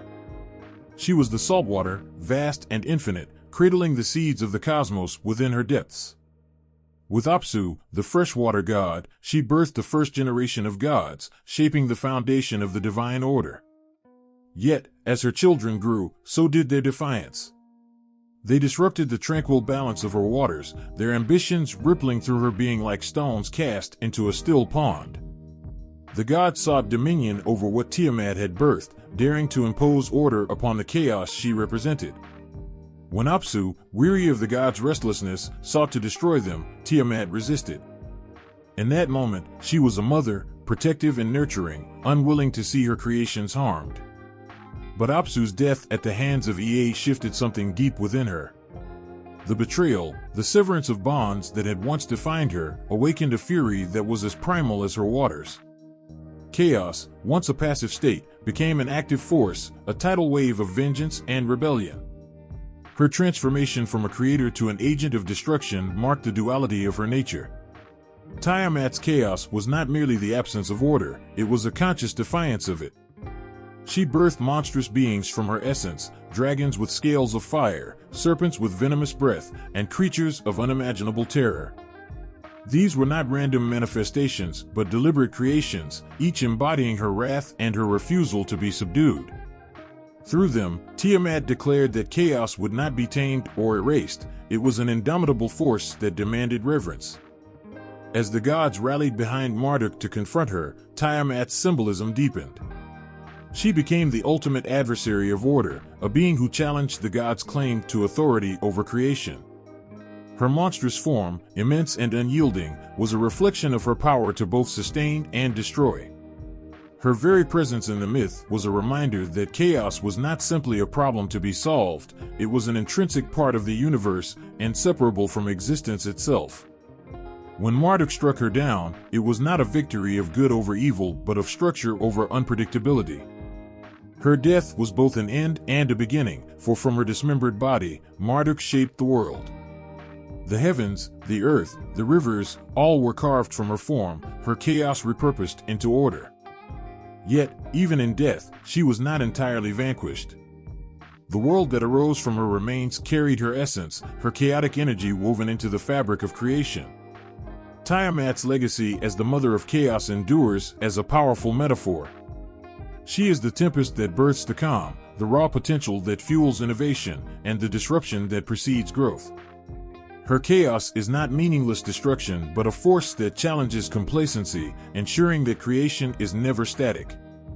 In her defiance, she reminds us that order is not absolute and that chaos, though feared, is essential. The gods may have triumphed in their quest to impose order, but Tiamat's symbolism persists, resonating through time as a testament to the ever-present tension between control and freedom, stability and change. Her story whispers to those who dare to listen, chaos is not the enemy of creation, it is its mother. In the vast sands of ancient Egypt, where the Nile carved life into an otherwise barren desert, myths took root that would transcend time. These stories, whispered beneath the shadow of towering pyramids and etched into temple walls, carry a resonance that reaches across millennia. Among them are tales of creatures that straddle the boundaries of the earthly and the divine, beasts like the serpent of chaos, Apophis, or the Sphinx with its enigmatic smile. What is it about these tales, these beings, that continues to grip the human imagination? Perhaps it is the setting itself that fuels their allure. Egypt, with its grand monuments and eternal sands, feels timeless.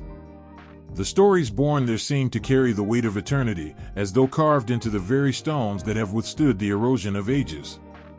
The gods and creatures of Egyptian mythology embody primal forces, chaos, order, life, death, that are as relevant now as they were when the first pharaohs ruled. They are not distant or abstract, they are visceral, tied to the rhythms of nature and the struggles of existence. Take Apophis, for example, the serpent that sought to devour the sun and plunged the world into eternal night. Every day, the god Ra sailed his solar barge across the sky, and every night, Apophis rose from the darkness to challenge him. This endless struggle mirrors the human experience, the daily fight against adversity, the hope that light will triumph over shadow. It is a story of resilience, of courage in the face of overwhelming odds, and it speaks to something universal in us all. Then there is the Sphinx, a creature of mystery and intellect. The Sphinx guards secrets, posing riddles that must be answered to proceed. In this way, it embodies the human pursuit of knowledge and understanding. To stand before the Sphinx is to confront the unknown, to wrestle with questions that have no easy answers. It is a challenge that feels as relevant today, in our age of rapid discovery and shifting truths, as it did to the ancients who first gazed upon its stone visage. Egyptian mythology also resonates because of its profound symbolism. The creatures within these tales are not merely fantastical, they are embodiments of cosmic principles. The crocodile-headed Sobek represents strength and protection, the ibis-headed Thoth wisdom and writing, and Apophis chaos and destruction. These figures are archetypes, their meanings woven into the fabric of human thought. They transcend culture and time, becoming part of a shared language of symbols that speaks to our deepest fears, hopes, and aspirations. The timeless appeal of these myths also lies in their dual nature. They are grand and cosmic, dealing with gods and the fate of the world, yet they are deeply personal, reflecting the struggles and triumphs of individual lives. They explore themes of morality, power, love, and loss in ways that are both epic and intimate. In the story of Isis and Osiris, we see a tale of devotion and perseverance, of a love so strong it defies death itself. In the daily battle between Ra and Apophis, we find echoes of our own cycles of despair and renewal. Modern fascination with Egyptian mythology is not merely a longing for the exotic or the ancient, it is a recognition of something enduring and familiar. These stories are not relics, they are mirrors. They reflect the human condition, our place in the cosmos, and our eternal quest for meaning. They remind us that the struggles of the past are not so different from those we face today, and that the solutions lie not in the defeat of chaos, but in the balance between chaos and order. Even as we unravel scientific mysteries and push the boundaries of knowledge, there remains something profoundly compelling about these ancient tales. They ground us, connecting us to a lineage of storytelling that predates written history. They challenge us, asking us to confront the unknown with courage and curiosity. And they inspire us, proving that even in the face of chaos, there is beauty, order, and the promise of renewal. The stories of Egyptian mythology endure not because they are old, but because they are timeless. They are not just tales of gods and monsters, but reflections of who we are, who we have been, and who we aspire to be. Beneath the eternal sky of ancient myths, where gods and creatures roamed with purpose and power, the themes of regeneration and immortality glimmered like sacred jewels. These concepts, woven through the fabric of countless legends, carried a promise that transcended life's transience. They whispered to humanity's deepest yearning, the hope that something, whether life, soul, or legacy, could endure forever. Among these stories, few ideas resonate as profoundly as the cyclical nature of existence and the possibility of renewal, no matter how dark the times. In many mythologies, dragons symbolize this duality, the inevitability of destruction coupled with the promise of renewal. They are not merely harbingers of chaos or custodians of treasure, they are forces that bring transformation. The fiery breath of a dragon, while devastating, also cleanses, clearing the way for something new to take root. The shedding of a dragon's scales in certain legends symbolizes rebirth, much like a snake discarding its old skin. These creatures stand as testaments to the eternal cycle of endings and beginnings. Among the pantheon of immortal beings in Egyptian mythology, Osiris, the god of the afterlife, embodies the essence of regeneration. Betrayed and torn apart by his brother Set, his dismembered body was scattered across the earth. Yet, through the love and determination of Isis, his pieces were gathered, and he was reborn, not as the god of life, but as the ruler of the underworld, ensuring the eternal passage of souls. Osiris's tale is not just about his return to existence, but about the perpetuation of life itself, showing that even in death, there is continuity. The phoenix, while not a dragon, shares the heart of this mythological truth. This immortal bird, bursting into flames at the end of its life, leaves only ashes behind. Yet, from those ashes, a new phoenix arises, radiant and renewed. The fire that consumes it is not an end, but a transition, a purifying force that clears the old to make way for the new. In this, the phoenix echoes the human experience of renewal through hardship, transformation through trial. In Hindu mythology, the concept of immortality is often intertwined with the idea of Amrita, the nectar of the gods. Born from the churning of the cosmic ocean, this elixir represents the divine essence that grants eternal life. But the path to obtaining it is fraught with strife and deception. Even the gods, immortal beings themselves, struggle to maintain their power, emphasizing that immortality is not a static state but a dynamic force, one that requires balance and vigilance. Dragons in Chinese and Japanese lore often symbolize the cycles of nature, especially the renewal brought by rain and the ebb and flow of life seasons. Shenlong, the Chinese dragon who governs storms and rain, is a reminder of nature's regenerative power.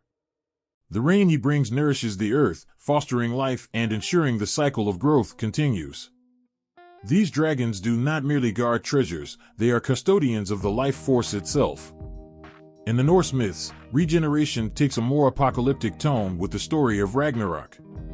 The destruction wrought by the world serpent, Jormungandr, and other forces during this end-of-days event does not signify the ultimate end, but a renewal of the world. After the devastation, a new earth arises, verdant and pure, cleansed of the old. The cycle of destruction and creation is a reminder that even in chaos, there lies the seed of rebirth. Immortality, however, is not without its burdens. In many myths, eternal life comes with the weight of memory, the ache of witnessing change while remaining unchanged. Dragons that guard ancient relics or treasure often symbolize this paradox. They hoard not for greed but to preserve the past, becoming living monuments to a bygone age. Their immortality is a prison as much as a gift, for what they protect often becomes a source of their isolation. Even in modern interpretations, the allure of immortality and regeneration continues to captivate. From tales of immortal vampires to superheroes who rise after every fall, these themes tap into the collective human desire to overcome mortality. Yet, they also remind us of the cost, what must be sacrificed, what must change, to achieve this transcendence. The myths of regeneration and immortality are not just about cheating death, they are about embracing change, about understanding that destruction is not an end but a transition. They speak to the resilience of the human spirit, the ability to rise from ashes, to adapt, and to endure. They teach us that immortality is not merely about living forever, but about ensuring that the essence of who we are, our values, our creations, our love, lives on. In this, the timeless appeal of these stories lies not in their promise of eternal life, but in their profound recognition of life's eternal cycle. The night was silent, vast, and oppressive, a darkness so complete it seemed to breathe. Yet, at the heart of that void, something stirred. The solar bark of Ra glided steadily through the underworld, its golden glow a fragile beacon against the infinite abyss. On board were the gods, watchful and tense, their weapons ready. They knew the inevitability of what was to come. Somewhere in the depths, a colossal shadow coiled and waited, a predator poised for the kill. Apophis was near. Apophis, the serpent of chaos, was a creature born of primordial nothingness, a force so ancient it defied comprehension. Larger than mountains, its black-scaled body undulated with a malevolence that radiated across dimensions. Its eyes burned with hatred, not the petty fury of mortals, but a consuming rage against existence itself. It loathed the light, detested order, and sought only to unmake the world. Each night, as Ra's bark descended into the underworld, Apophis rose from the depths to attack, determined to snuff out the sun and plunge creation into eternal darkness. The battle was as old as time. Every sunset was a retreat, a descent into the realm where Apophis reigned supreme. And every night, the serpent struck. It was not a creature of cunning or deception, its assault was pure, relentless force. It lunged at the bark with jaws capable of swallowing the sun itself, its hiss reverberating through the cosmos like the scream of 1,000 storms. Ra was no passive victim. Standing at the helm of his bark, he radiated the defiance of life against the inevitability of chaos.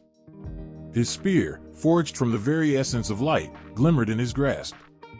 Around him, the gods formed a defensive circle. Batet, with her feline grace, wielded claws that could shred even the scales of Apophis. Seth, the god of storms, roared with fury as he drove his blade into the serpent's writhing coils. Together, they fought not just for survival but for the balance of existence itself. The clash was cataclysmic. When Apophis struck, the underworld quaked. Waves of black, swirling energy surged through the void, threatening to engulf the bark. The gods countered with their own powers, each strike of Ra's spear or Bastet's claws illuminating the darkness with bursts of divine light. Yet, for every blow they landed, Apophis responded with greater ferocity. Its fangs gnashed at the bark's hull, its coiled body thrashing with the force of earthquakes. And yet, the serpent could not win. No matter how brutal its attacks, no matter how close it came to extinguishing the sun, the bark always sailed on. Ra, though battered, always endured. The gods, though weary, always held the line. For Apophis, the fight was an endless cycle of frustration, a nightly reminder that chaos, for all its power, could never fully triumph over order. This eternal battle was more than a struggle between light and dark, it was the embodiment of existence itself. Ra's nightly voyage mirrored the human experience, the constant push against despair, the unyielding march through adversity. Apophis was the fear that crept into the edges of the mind, the voice that whispered of futility. Ra was the answer, the defiance that said, "Not today." Yet, there was no true victory.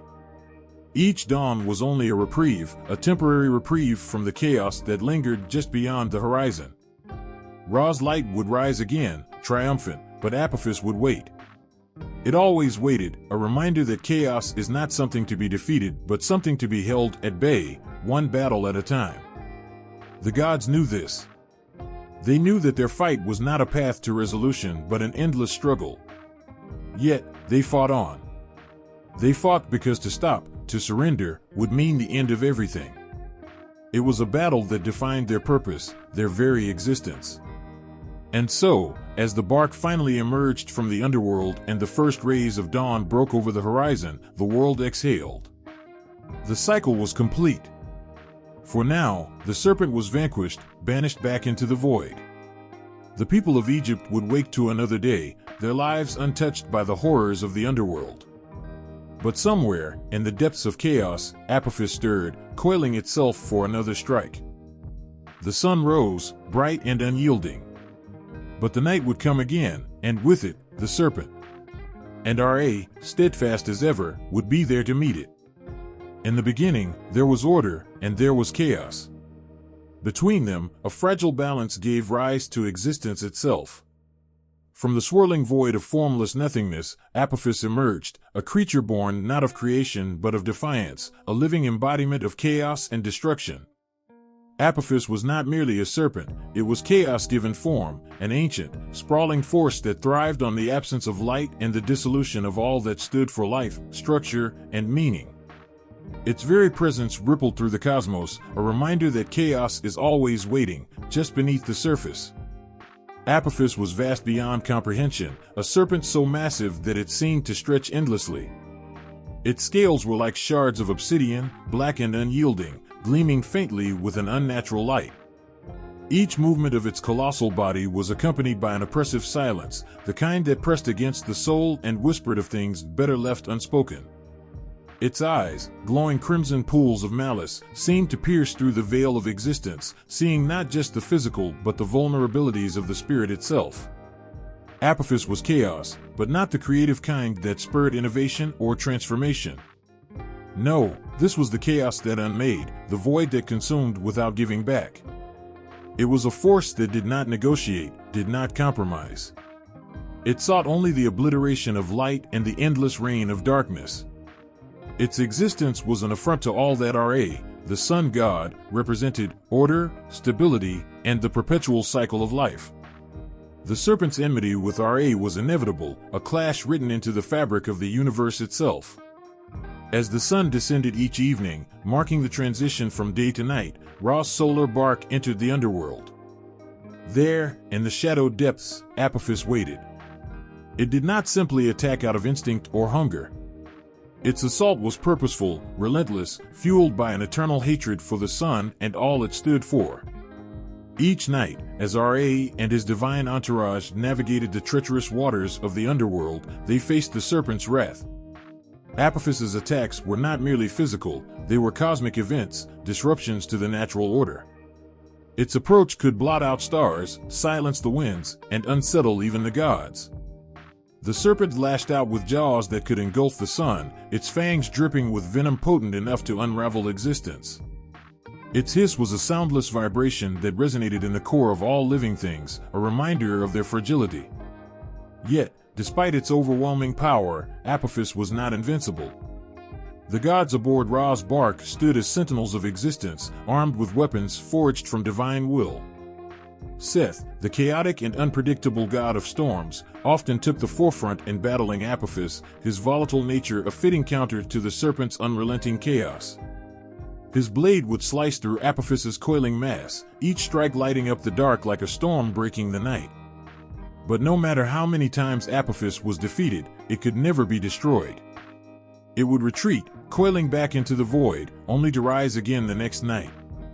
This eternal cycle was not a war to end chaos, but a struggle to keep it contained. Apophis was a force that could not be undone, only endured. To the ancient Egyptians, Apophis was not just a mythical being, but a symbol of the ever-present threat of disorder. It was the storm that upended plans, the sickness that struck without warning, the inexplicable tragedies that shattered lives. It was the reminder that chaos was not something to be vanquished, but something to be held at bay through vigilance and resilience. Apophis also represented fear, the fear of the unknown, of losing control, of the fragile structures of life crumbling into nothingness. And yet, in this fear was also a strange power. The battles against Apophis were not just about survival, they were acts of defiance. They were a declaration that even in the face of overwhelming odds, existence would not surrender. In some ways, Apophis was necessary. Without chaos, order would stagnate. Without darkness, light would lose its meaning. The serpent's nightly battle with Ra was more than a fight, it was a balance. Apophis was the counterweight, the force that made the sun's daily victory all the more significant. Its chaos underscored the triumph of light, the resilience of life, and the enduring spirit of those who refuse to be consumed by darkness. And so, Apophis remains. Coiled in the depths, it waits, patient and unyielding. It is chaos, eternal and inevitable, a force that cannot be ignored. But as long as there is light, as long as there is will, the serpent will face resistance. For every dawn that breaks, every victory over the night, is a testament to the power of order and to the unyielding strength of the human spirit to confront chaos and endure. The cavern was cloaked in shadow, a place untouched by time or the elements. The air was thick with the scent of earth and stone, and the faint sound of dripping water echoed through its vast expanse. At the heart of this forgotten lair, a shimmering hoard of treasures sprawled across the floor, a sea of gold, jewels, and artifacts glowing faintly in the dim light. Each item carried whispers of countless lifetimes, swords from ancient battles, crowns that once adorned the heads of kings, and relics imbued with the weight of long-lost civilizations. But these treasures were not unguarded. Above them loomed a dragon, a sentinel of unimaginable power. The dragon was both a paradox and a marvel. Its scales shimmered in hues of molten gold and deep obsidian, reflecting the treasure it protected. Its eyes, like pools of molten amber, glowed with a fierce intelligence that spoke of ages far beyond human comprehension. Every breath it exhaled sent ripples of heat through the cavern, the faint scent of sulfur marking its dominion. It lay coiled atop the hoard, its massive form both protective and possessive, as if the treasure were an extension of its being. Dragons as guardians of treasure have long captivated the imagination of humankind. These mythical creatures, with their sheer size, intelligence, and power, embody the ultimate protectors. Their connection to treasure is not born of greed alone but of purpose. In many myths, treasure is not just wealth, it is legacy, knowledge, and the embodiment of humanity's greatest achievements. It is no wonder that only a being as formidable as a dragon could stand as its keeper. The treasure guarded by dragons is rarely ordinary. It often holds magical properties or is tied to a great story. In Greek mythology, the Golden Fleece was guarded by a dragon in Colchis, a symbol of kingship and divine favor. In Norse tales, Fafnir, transformed into a dragon by greed, hoarded the cursed treasure of his kin, a hoard so tainted that it brought doom to all who sought it. The treasures were not merely riches, they were imbued with power and destiny, and their protection was a task of monumental importance. Yet, the dragon's role as a guardian was not merely a duty, it was a part of its very nature. Dragons were beings of immense wisdom, their lifespans spanning eons. Their guardianship was an act of preservation, a recognition that some things were too valuable, too potent, to fall into unworthy hands. They were keepers of balance, ensuring that humanity's ambitions did not overreach their limits. The bond between dragons and their hordes often transcended material wealth. In many tales, the horde represented the dragon's soul, its life force intertwined with the treasure it protected. To disturb the horde was to provoke the dragon's wrath, a fury as ancient as the stars. Heroes who sought to claim these treasures faced not just physical peril but a test of their character. Were they driven by greed, or did they seek the treasure for a higher purpose? The dragon, with its piercing gaze, seemed to know the truth of a person's heart. The legends of dragons as guardians resonate deeply because they mirror humanity's own struggles with desire and restraint. The horde, glittering and seductive, symbolizes the allure of power, wealth, and immortality. The dragon, both a protector and a threat, embodies the price of pursuing such desires without caution. To face a dragon was to confront one's own limitations and the cost of ambition. In these myths, the act of claiming the treasure often came at a great price. The hero might slay the dragon, but the horde was rarely a blessing. In many stories, it carried a curse, a reminder that greed and recklessness could undo even the noblest of intentions. The dragon's death was not a victory but a loss, a breaking of the ancient balance it upheld. Despite their fearsome nature, dragons as guardians were not always villains. In some traditions, they were revered as sacred protectors. In Chinese mythology, the dragon was a symbol of power and good fortune, often seen as a benevolent force guarding rivers, mountains, and even imperial treasures. These dragons did not hoard out of greed but out of a divine sense of stewardship, ensuring that treasures were used for the greater good. The image of the dragon coiled atop its hoard continues to captivate us because it speaks to something primal within our hearts. It reminds us of the things we hold dear, the lengths we will go to protect them, and the cost of losing sight of what truly matters. The dragon is a guardian not just of treasure but of wisdom, a keeper of the lessons we must learn to navigate the world with humility and respect. And so, the dragon remains in its lair, watchful and eternal. The treasures it guards are not just riches but stories, legacies, and truths that shimmer with the weight of eternity. To approach them is to face the dragon, and to face the dragon is to confront the essence of humanity itself. The sky churned with a deep, unrelenting fury, clouds rolling in like an army summoned by an unseen hand. The wind howled through the valleys, a primal scream that carried the scent of rain and ash. Beneath this chaotic canopy, the earth trembled as if it, too, recognized the approach of something vast and unstoppable. In the distance, a silhouette emerged, massive and otherworldly, a dragon, its wings slicing through the storm as naturally as the wind moved the sea.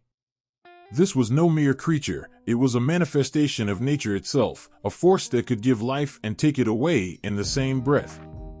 Dragons as forces of nature have long been etched into the myths and stories of countless cultures. These beings are not mere symbols but extensions of the natural world, wild, unpredictable, and awe-inspiring. They embody the elements, fire, water, air, and earth. In their presence, humanity is reminded of its own fragility, of the delicate balance that sustains life. A dragon is not evil or good, it simply is, a raw and unbridled power that exists beyond human morality. When the dragon rises from the sea, it carries the weight of the oceans with it. The waves swell and crash, their rhythm dictated by the dragon's breath. Ryujin of Japanese mythology is such a being, a sea dragon, his movements shaping the tides and his will controlling the rain. The oceans are his dominion, vast and merciless, yet vital for all life. Fishermen would pray to him, offering pearls and sacrifices, knowing that his favor could mean bountiful harvests while his wrath would spell destruction. In the skies, the dragon's wings stir hurricanes and cyclones. It becomes the storm itself, a creature of air and tempest. In Chinese mythology, Shenlong is revered as the dragon who governs the rain and winds. Farmers depend on his grace for their crops, and emperors invoke his presence to ensure prosperity for their kingdoms. His power is absolute, yet it is not arbitrary. Like the wind that bends the trees and the rain that nourishes the soil, Shenlong represents the delicate interplay between destruction and renewal. The fire dragon is a different kind of force, one that burns and reshapes. It is the volcanic eruption, the forest fire, the scorching heat of the sun. It devours everything in its path, but from its ashes, new life often emerges. Dragons of fire embody transformation, a cycle of death and rebirth that is as old as time. In Norse mythology, Jormungandr, the world serpent, embodies the fiery energy of destruction that heralds Ragnarok. The flames that consume the world are not its end, but its beginning, a cleansing that paves the way for renewal. Even the earth itself bends to the will of the dragon. In many cultures, dragons are depicted as burrowing creatures, their movements causing earthquakes and landslides. They are the trembling of the ground, the shifting of tectonic plates, the reminder that the earth is alive and ever-changing. These dragons guard the treasures of the earth, gems, gold, and ancient relics, hidden in the deepest caves and beneath towering mountains. They are the very bones of the world, ancient and enduring. Dragons as forces of nature also reflect humanity's relationship with the natural world. They are both feared and revered, much like the elements they represent. A raging storm may terrify, but it also nourishes the land. A wildfire destroys, yet it clears the way for new growth. The dragon, in its duality, teaches a lesson that is as profound as it is humbling. Nature is not here for humanity's bidding. It exists on its own terms, vast and unconquerable. In some myths, dragons serve as intermediaries between humanity and the elements, mediators of the natural order. They are worshipped, not out of subservience, but out of respect for the forces they embody. Offerings are made, rituals performed, and legends passed down to remind future generations of the dragon's power. In these stories, humanity acknowledges its dependence on nature and its inability to control it completely. The dragon is not just a symbol of nature, it is its voice, its guardian, and its wrath. To face a dragon as a force of nature is to face the raw power of the world itself. It is to stand before the roaring winds, the relentless waves, the scorching flames, and the shifting earth, and to understand that you are but a small part of something far greater. It is a humbling experience, one that strips away ego and reveals the truth. The dragon does not bend to you, you bend to it. Even now, in a world that seeks to tame the elements and bend nature to its will, the dragon persists in our collective imagination. It reminds us of what cannot be tamed, what cannot be owned. It is the storm that turns the sky black, the earthquake that reshapes the land, the fire that scorches the earth, and the sea that stretches endlessly beyond the horizon. It is a force that we will never fully understand, and perhaps that is why we are so captivated by it. For in its presence, we remember what it means to stand in awe of the world. The dragon emerged from the shadows, its massive form bathed in an eerie half-light that danced between fear and fascination. Its eyes burned like twin suns, one casting a golden glow of hope and wisdom, the other a crimson blaze of destruction and wrath. In its presence, the air seemed to vibrate with an ancient truth, that the world was not divided into simple lines of good and evil, but instead existed in the gray, a constant battle of dualities. The dragon was neither wholly one nor the other, it was both, embodying the eternal struggle within itself. Dragons in mythology are powerful representations of this dual nature. They can be the benevolent protectors of humanity, wise and magnanimous, bestowing blessings, rain, or knowledge. Yet, they can also become harbingers of chaos and ruin, their fiery breath scorching the earth, their wrath leaving cities in ruins. This duality speaks to humanity's own internal conflict, the light and darkness that coexist within every soul. In Western myths, dragons are often portrayed as malevolent, destructive forces. They hoard treasures, terrorize villages, and guard their hoards with deadly precision. St. George's dragon is a prime example. A beast that embodies greed and violence, it ravages a town and demands human sacrifices until the hero confronts it. The battle is not just against the dragon but against the chaos and corruption it represents. To slay the beast is to reclaim order and morality, a triumph of good over evil. Yet even in these stories, the dragon's death comes at a cost. Its sheer power and presence challenge the hero, pushing them to their limits. The dragon, while monstrous, forces humanity to confront its deepest fears and weaknesses. It is an adversary, yes, but also a mirror reflecting humanity's own destructive tendencies. In stark contrast, many Eastern traditions view dragons as forces of good, symbols of wisdom, strength, and harmony.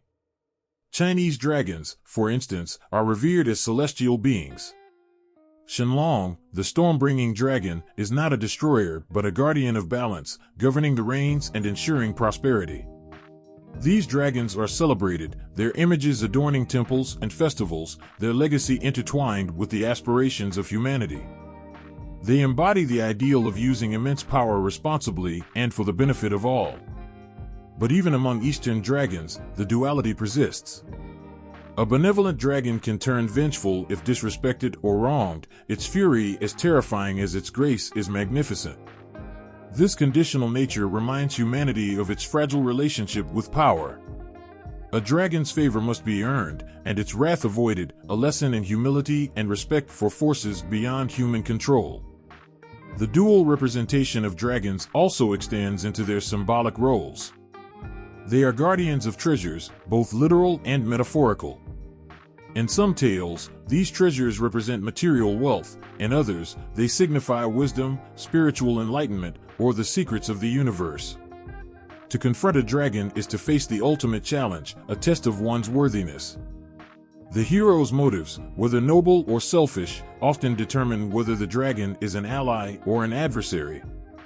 Perhaps the most poignant aspect of this duality is the way dragons blur the line between good and evil.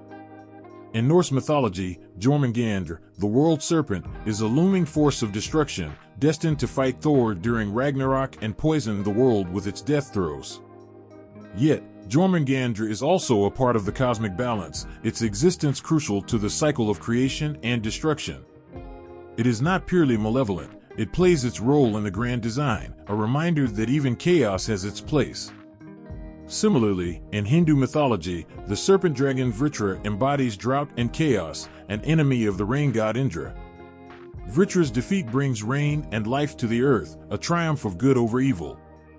Yet, in its opposition, Vritra forces Indra to grow, to prove his divine worth. The battle is not just about vanquishing a foe but about transformation, a theme that recurs in many dragon myths.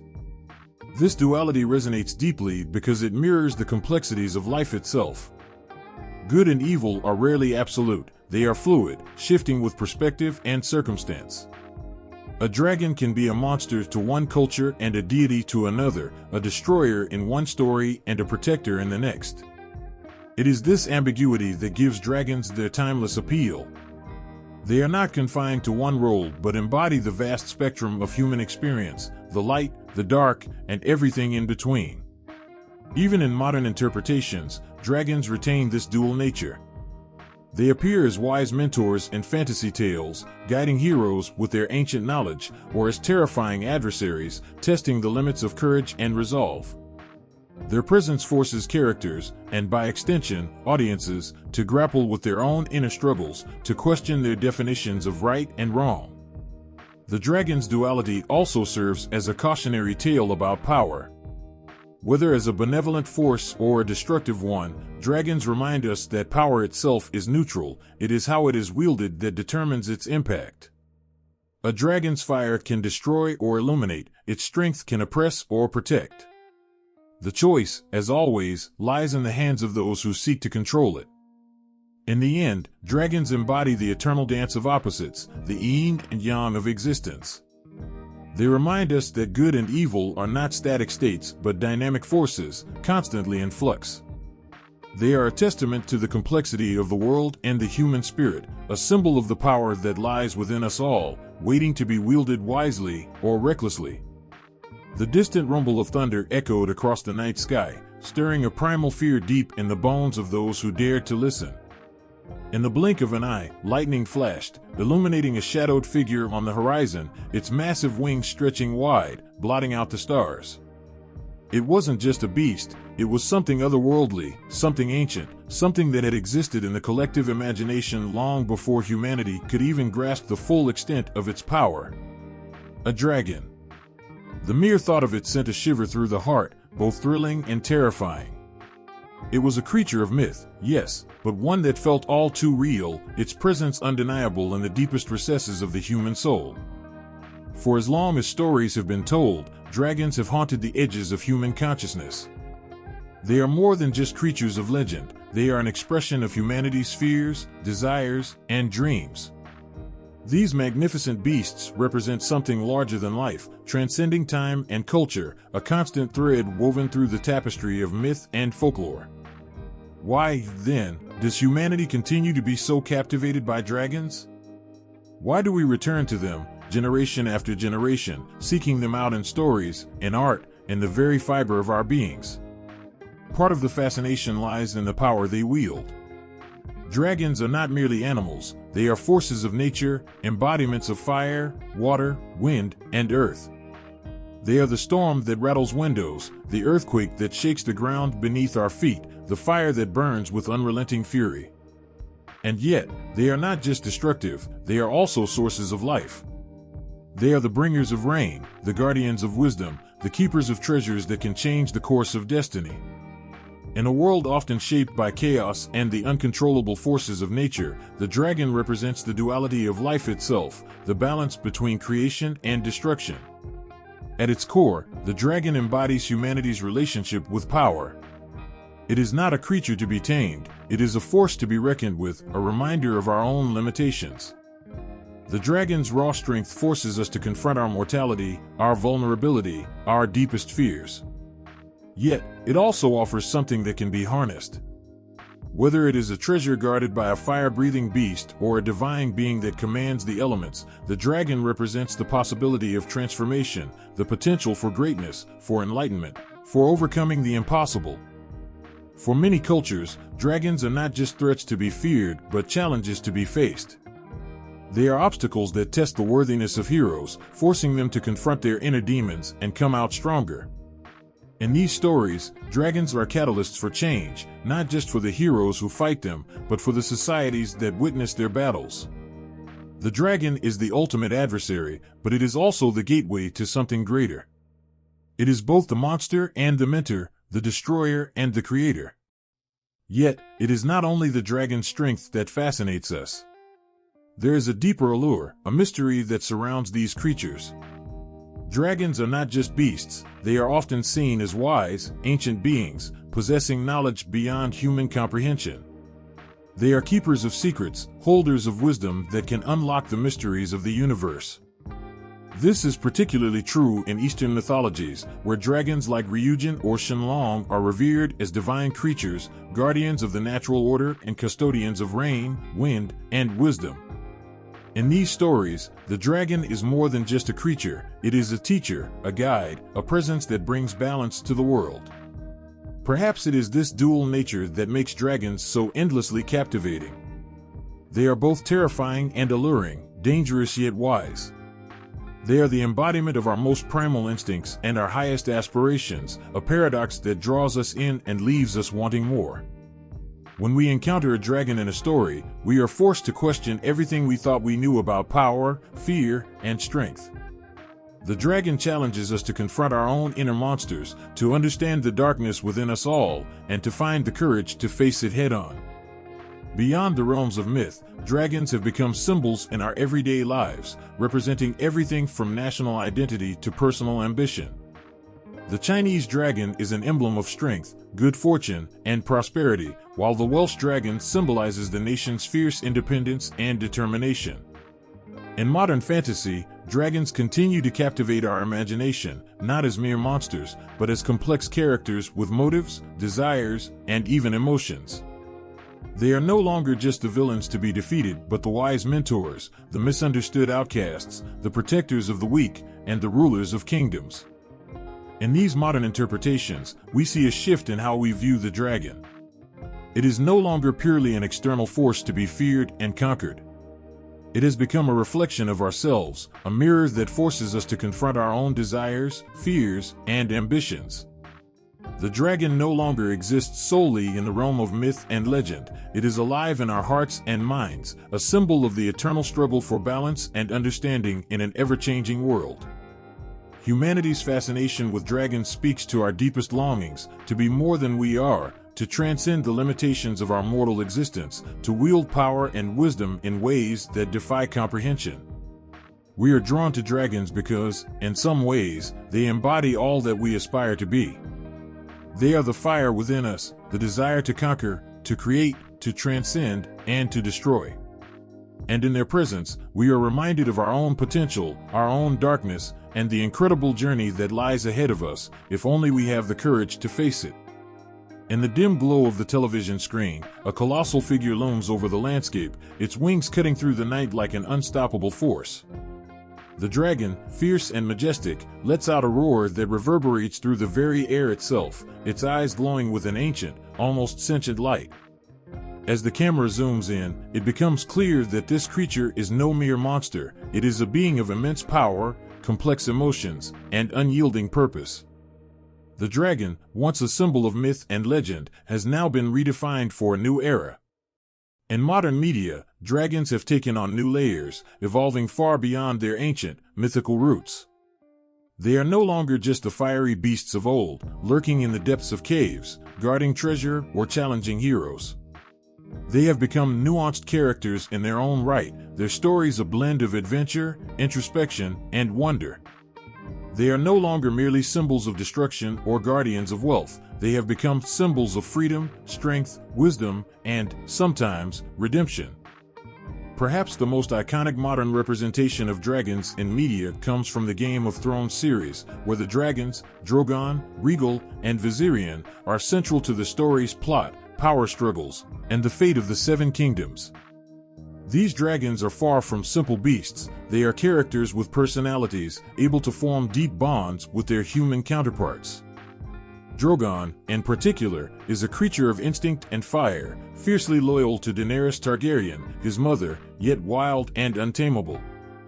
In this world, dragons are not just weapons of war, they are symbols of Daenerys' claim to the throne and the embodiment of her destiny. Through the dragons, we see a profound connection between humanity and the creatures of legend, one that blurs the lines between animal and ally. This portrayal of dragons as complex, living beings is echoed across other modern media, such as in the How to Train Your Dragon franchise. Here, dragons are not only allies to humans, but also mirror the personal growth of the characters they interact with. Toothless, the Night Fury, is initially seen as a deadly menace, feared and misunderstood. However, as the story unfolds, Toothless becomes a loyal companion to Hiccup, a young boy who challenges preconceived notions about dragons.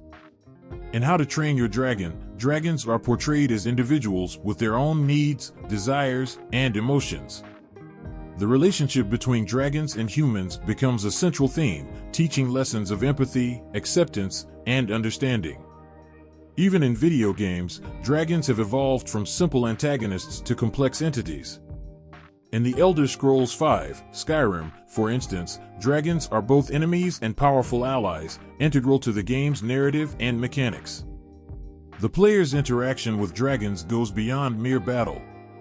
They hold the key to ancient knowledge, the ability to wield powerful magic, and a deep connection to the world itself. The dragon's presence in the game is not just to serve as a challenge, but as a symbol of the world's history, its mystical energy, and the player's journey to become a hero. Modern interpretations of dragons are also often deeply intertwined with themes of environmentalism and nature. In Avatar, The Last Airbender, dragons are revered as the ultimate symbol of balance, representing the perfect harmony between the elements of fire and air. The two dragons, Ran and Shao, are not merely creatures of fire, they are the ancient, revered beings who taught humans the true art of firebending. The dragons' role in the series is not just as mystical beings to be feared, but as embodiments of the natural world's delicate balance, reinforcing themes of respect for nature and the need for harmony between humanity and the environment. Yet, even with these nuanced representations, dragons in modern media still carry echoes of their older, darker selves. In The Hobbit and The Lord of the Rings, Smaug remains a formidable force, hoarding treasure and crushing any who dare to enter his lair. He embodies the greed and corruption that often accompany great power. Though Smaug is a villain, his presence is also a reminder of the dangers of unchecked ambition.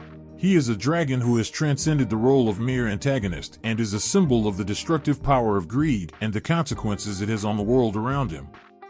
These modern dragons often serve as reflections of humanity itself. They are more than just creatures of myth, they are metaphors for human emotions, struggles, and desires. In Shrek, for instance, the dragon is not a villain to be slain but a complex character who falls in love and becomes a devoted partner. Her relationship with Donkey transforms the idea of the dragon from a fearsome beast to a beloved companion. In this world, dragons are not to be feared but understood, challenged, and even embraced. This evolution of the dragon in modern media speaks to a fundamental shift in how humanity views its myths and legends.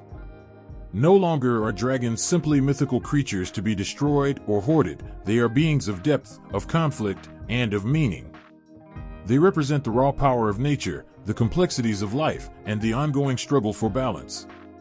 In this new age, dragons are no longer confined to the pages of ancient texts, they have become a reflection of the world we live in, wild, untamable, yet deeply connected to the human experience.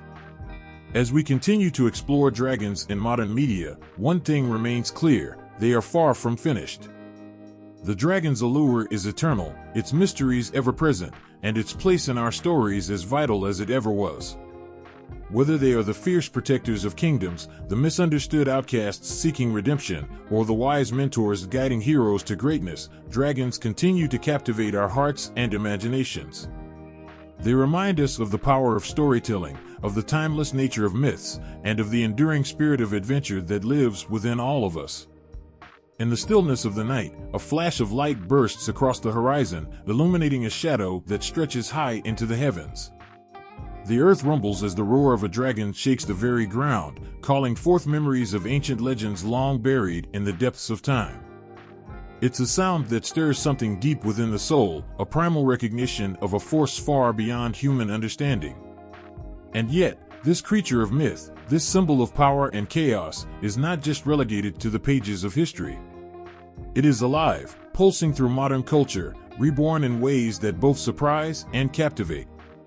The resurgence of dragon myths in contemporary culture is not merely a passing trend, it's a phenomenon that speaks to the core of human identity, reminding us of our shared past and our deep connection to the stories that have shaped us. The fascination with dragons, once thought to be the realm of ancient texts and folklore, has found a new, vibrant life in movies, books, television shows, and even the digital world. But why, after centuries of evolution, has the dragon myth experienced such a powerful revival? Part of the reason for this resurgence lies in the way dragons tap into something universal within the human psyche. They embody both the uncontrollable forces of nature and the deepest parts of our imagination. Dragons are not just creatures, they are symbols. They represent power, danger, wisdom, mystery, and even transformation. In a world increasingly defined by technology, globalization, and the unknown, the dragon has returned as a bridge to something older, something more visceral. It is a reminder of a time when stories had the power to shape entire cultures, when the unknown was not something to be feared, but something to be embraced and understood.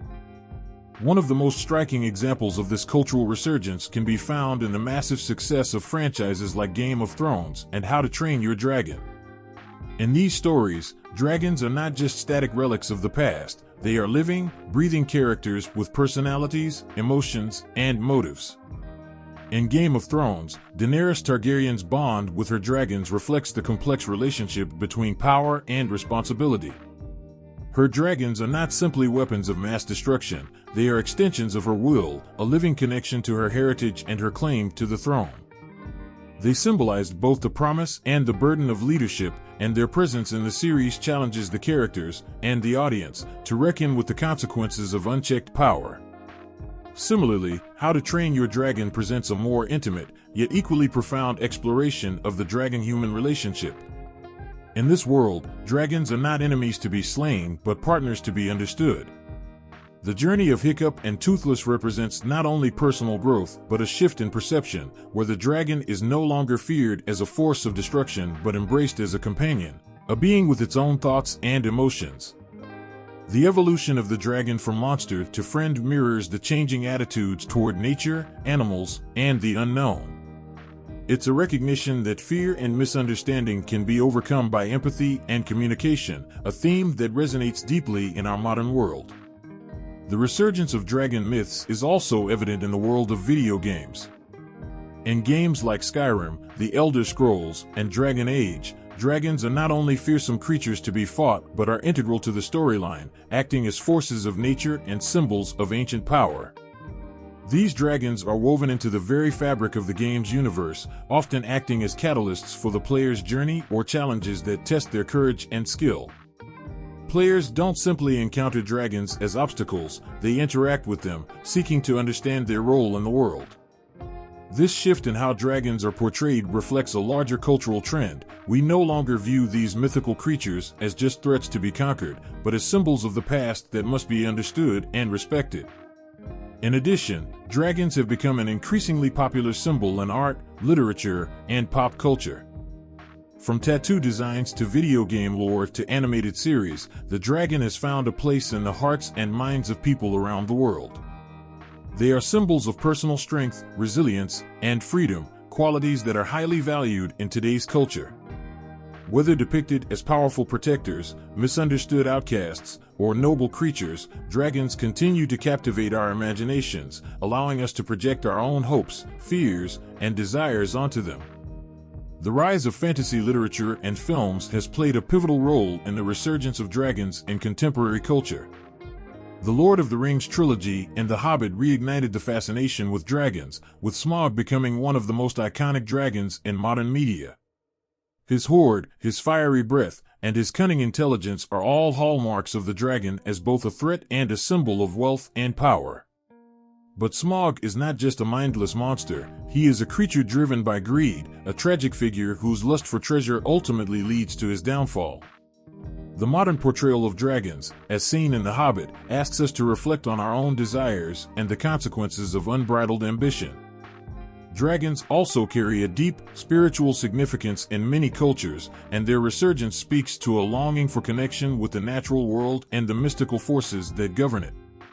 In Asian cultures, particularly in China, dragons are symbols of good fortune, prosperity, and divine power. The Chinese dragon is often depicted as a wise and benevolent force, bringing rain, prosperity, and balance to the world. As these cultural symbols are integrated into global media, dragons are no longer just mythical creatures from one corner of the world. They have become universal symbols of harmony, power, and wisdom. In a rapidly changing world, this timeless symbolism offers a sense of continuity and stability, a reminder of the interconnectedness of all things. In a world that often feels disconnected from the natural and spiritual forces that once shaped our lives, the return of dragons offers a path back to something more primal. They remind us of the untamed beauty of the world, of the power of nature, and of the stories that have shaped us as a people. Whether they are portrayed as fierce destroyers, wise mentors, or misunderstood creatures, dragons continue to captivate the human imagination because they are more than just myths. They are mirrors of our own desires, fears, and aspirations. The cultural resurgence of dragon myths is not just about a return to the past, it's a celebration of the power of storytelling and the timeless nature of human imagination. It is a testament to the enduring strength of these creatures in our hearts and minds, and their ability to evolve, adapt, and inspire. As long as there are stories to be told, the dragon will continue to rise from the depths of myth and soar through the skies of our imagination, forever intertwined with the human spirit. The dragon's roar echoes through the corridors of time, its presence unwavering, like an eternal flame burning brightly in the hearts of those who dare to listen. It is a sound that resonates across cultures, transcending borders, and tapping into the deepest corners of human experience. In every flicker of its fire, in every beat of its wings, we find fragments of ourselves, our fears, our desires, our triumphs, and our struggles. The dragon, ever fierce, ever enigmatic, is not merely a creature of myth. It is a symbol, a force, and a timeless reflection of the complexities of life. From the ancient civilizations that birthed them to the modern media that continues to breathe new life into their stories, dragons remain one of the most enduring figures in human culture. They are creatures of paradox, destructive yet protective, terrifying yet inspiring. Whether they are guardians of treasure or harbingers of doom, they have the power to captivate and compel, to ignite our imaginations and stir emotions deep within. The dragon is a reminder that stories, no matter how old, never truly fade away. They evolve, they adapt, but they always remain a part of us. The myths and legends we tell about these creatures are reflections of the very essence of humanity, our quest for meaning, our need for power, and our understanding of the forces beyond our control. Dragons have the ability to both destroy and create, and in doing so, they mirror the very forces of nature and the complexity of the human spirit. As long as there are tales to be told and hearts to be moved, the dragon will remain a central figure in the mythologies of the world. Its wings will continue to span the skies of our dreams, its fire will illuminate the darkest of nights, and its roar will echo across the ages. The everlasting flame of the dragon will never be extinguished. It will forever burn brightly in the stories we share, in the cultures we create, and in the very fabric of our imaginations.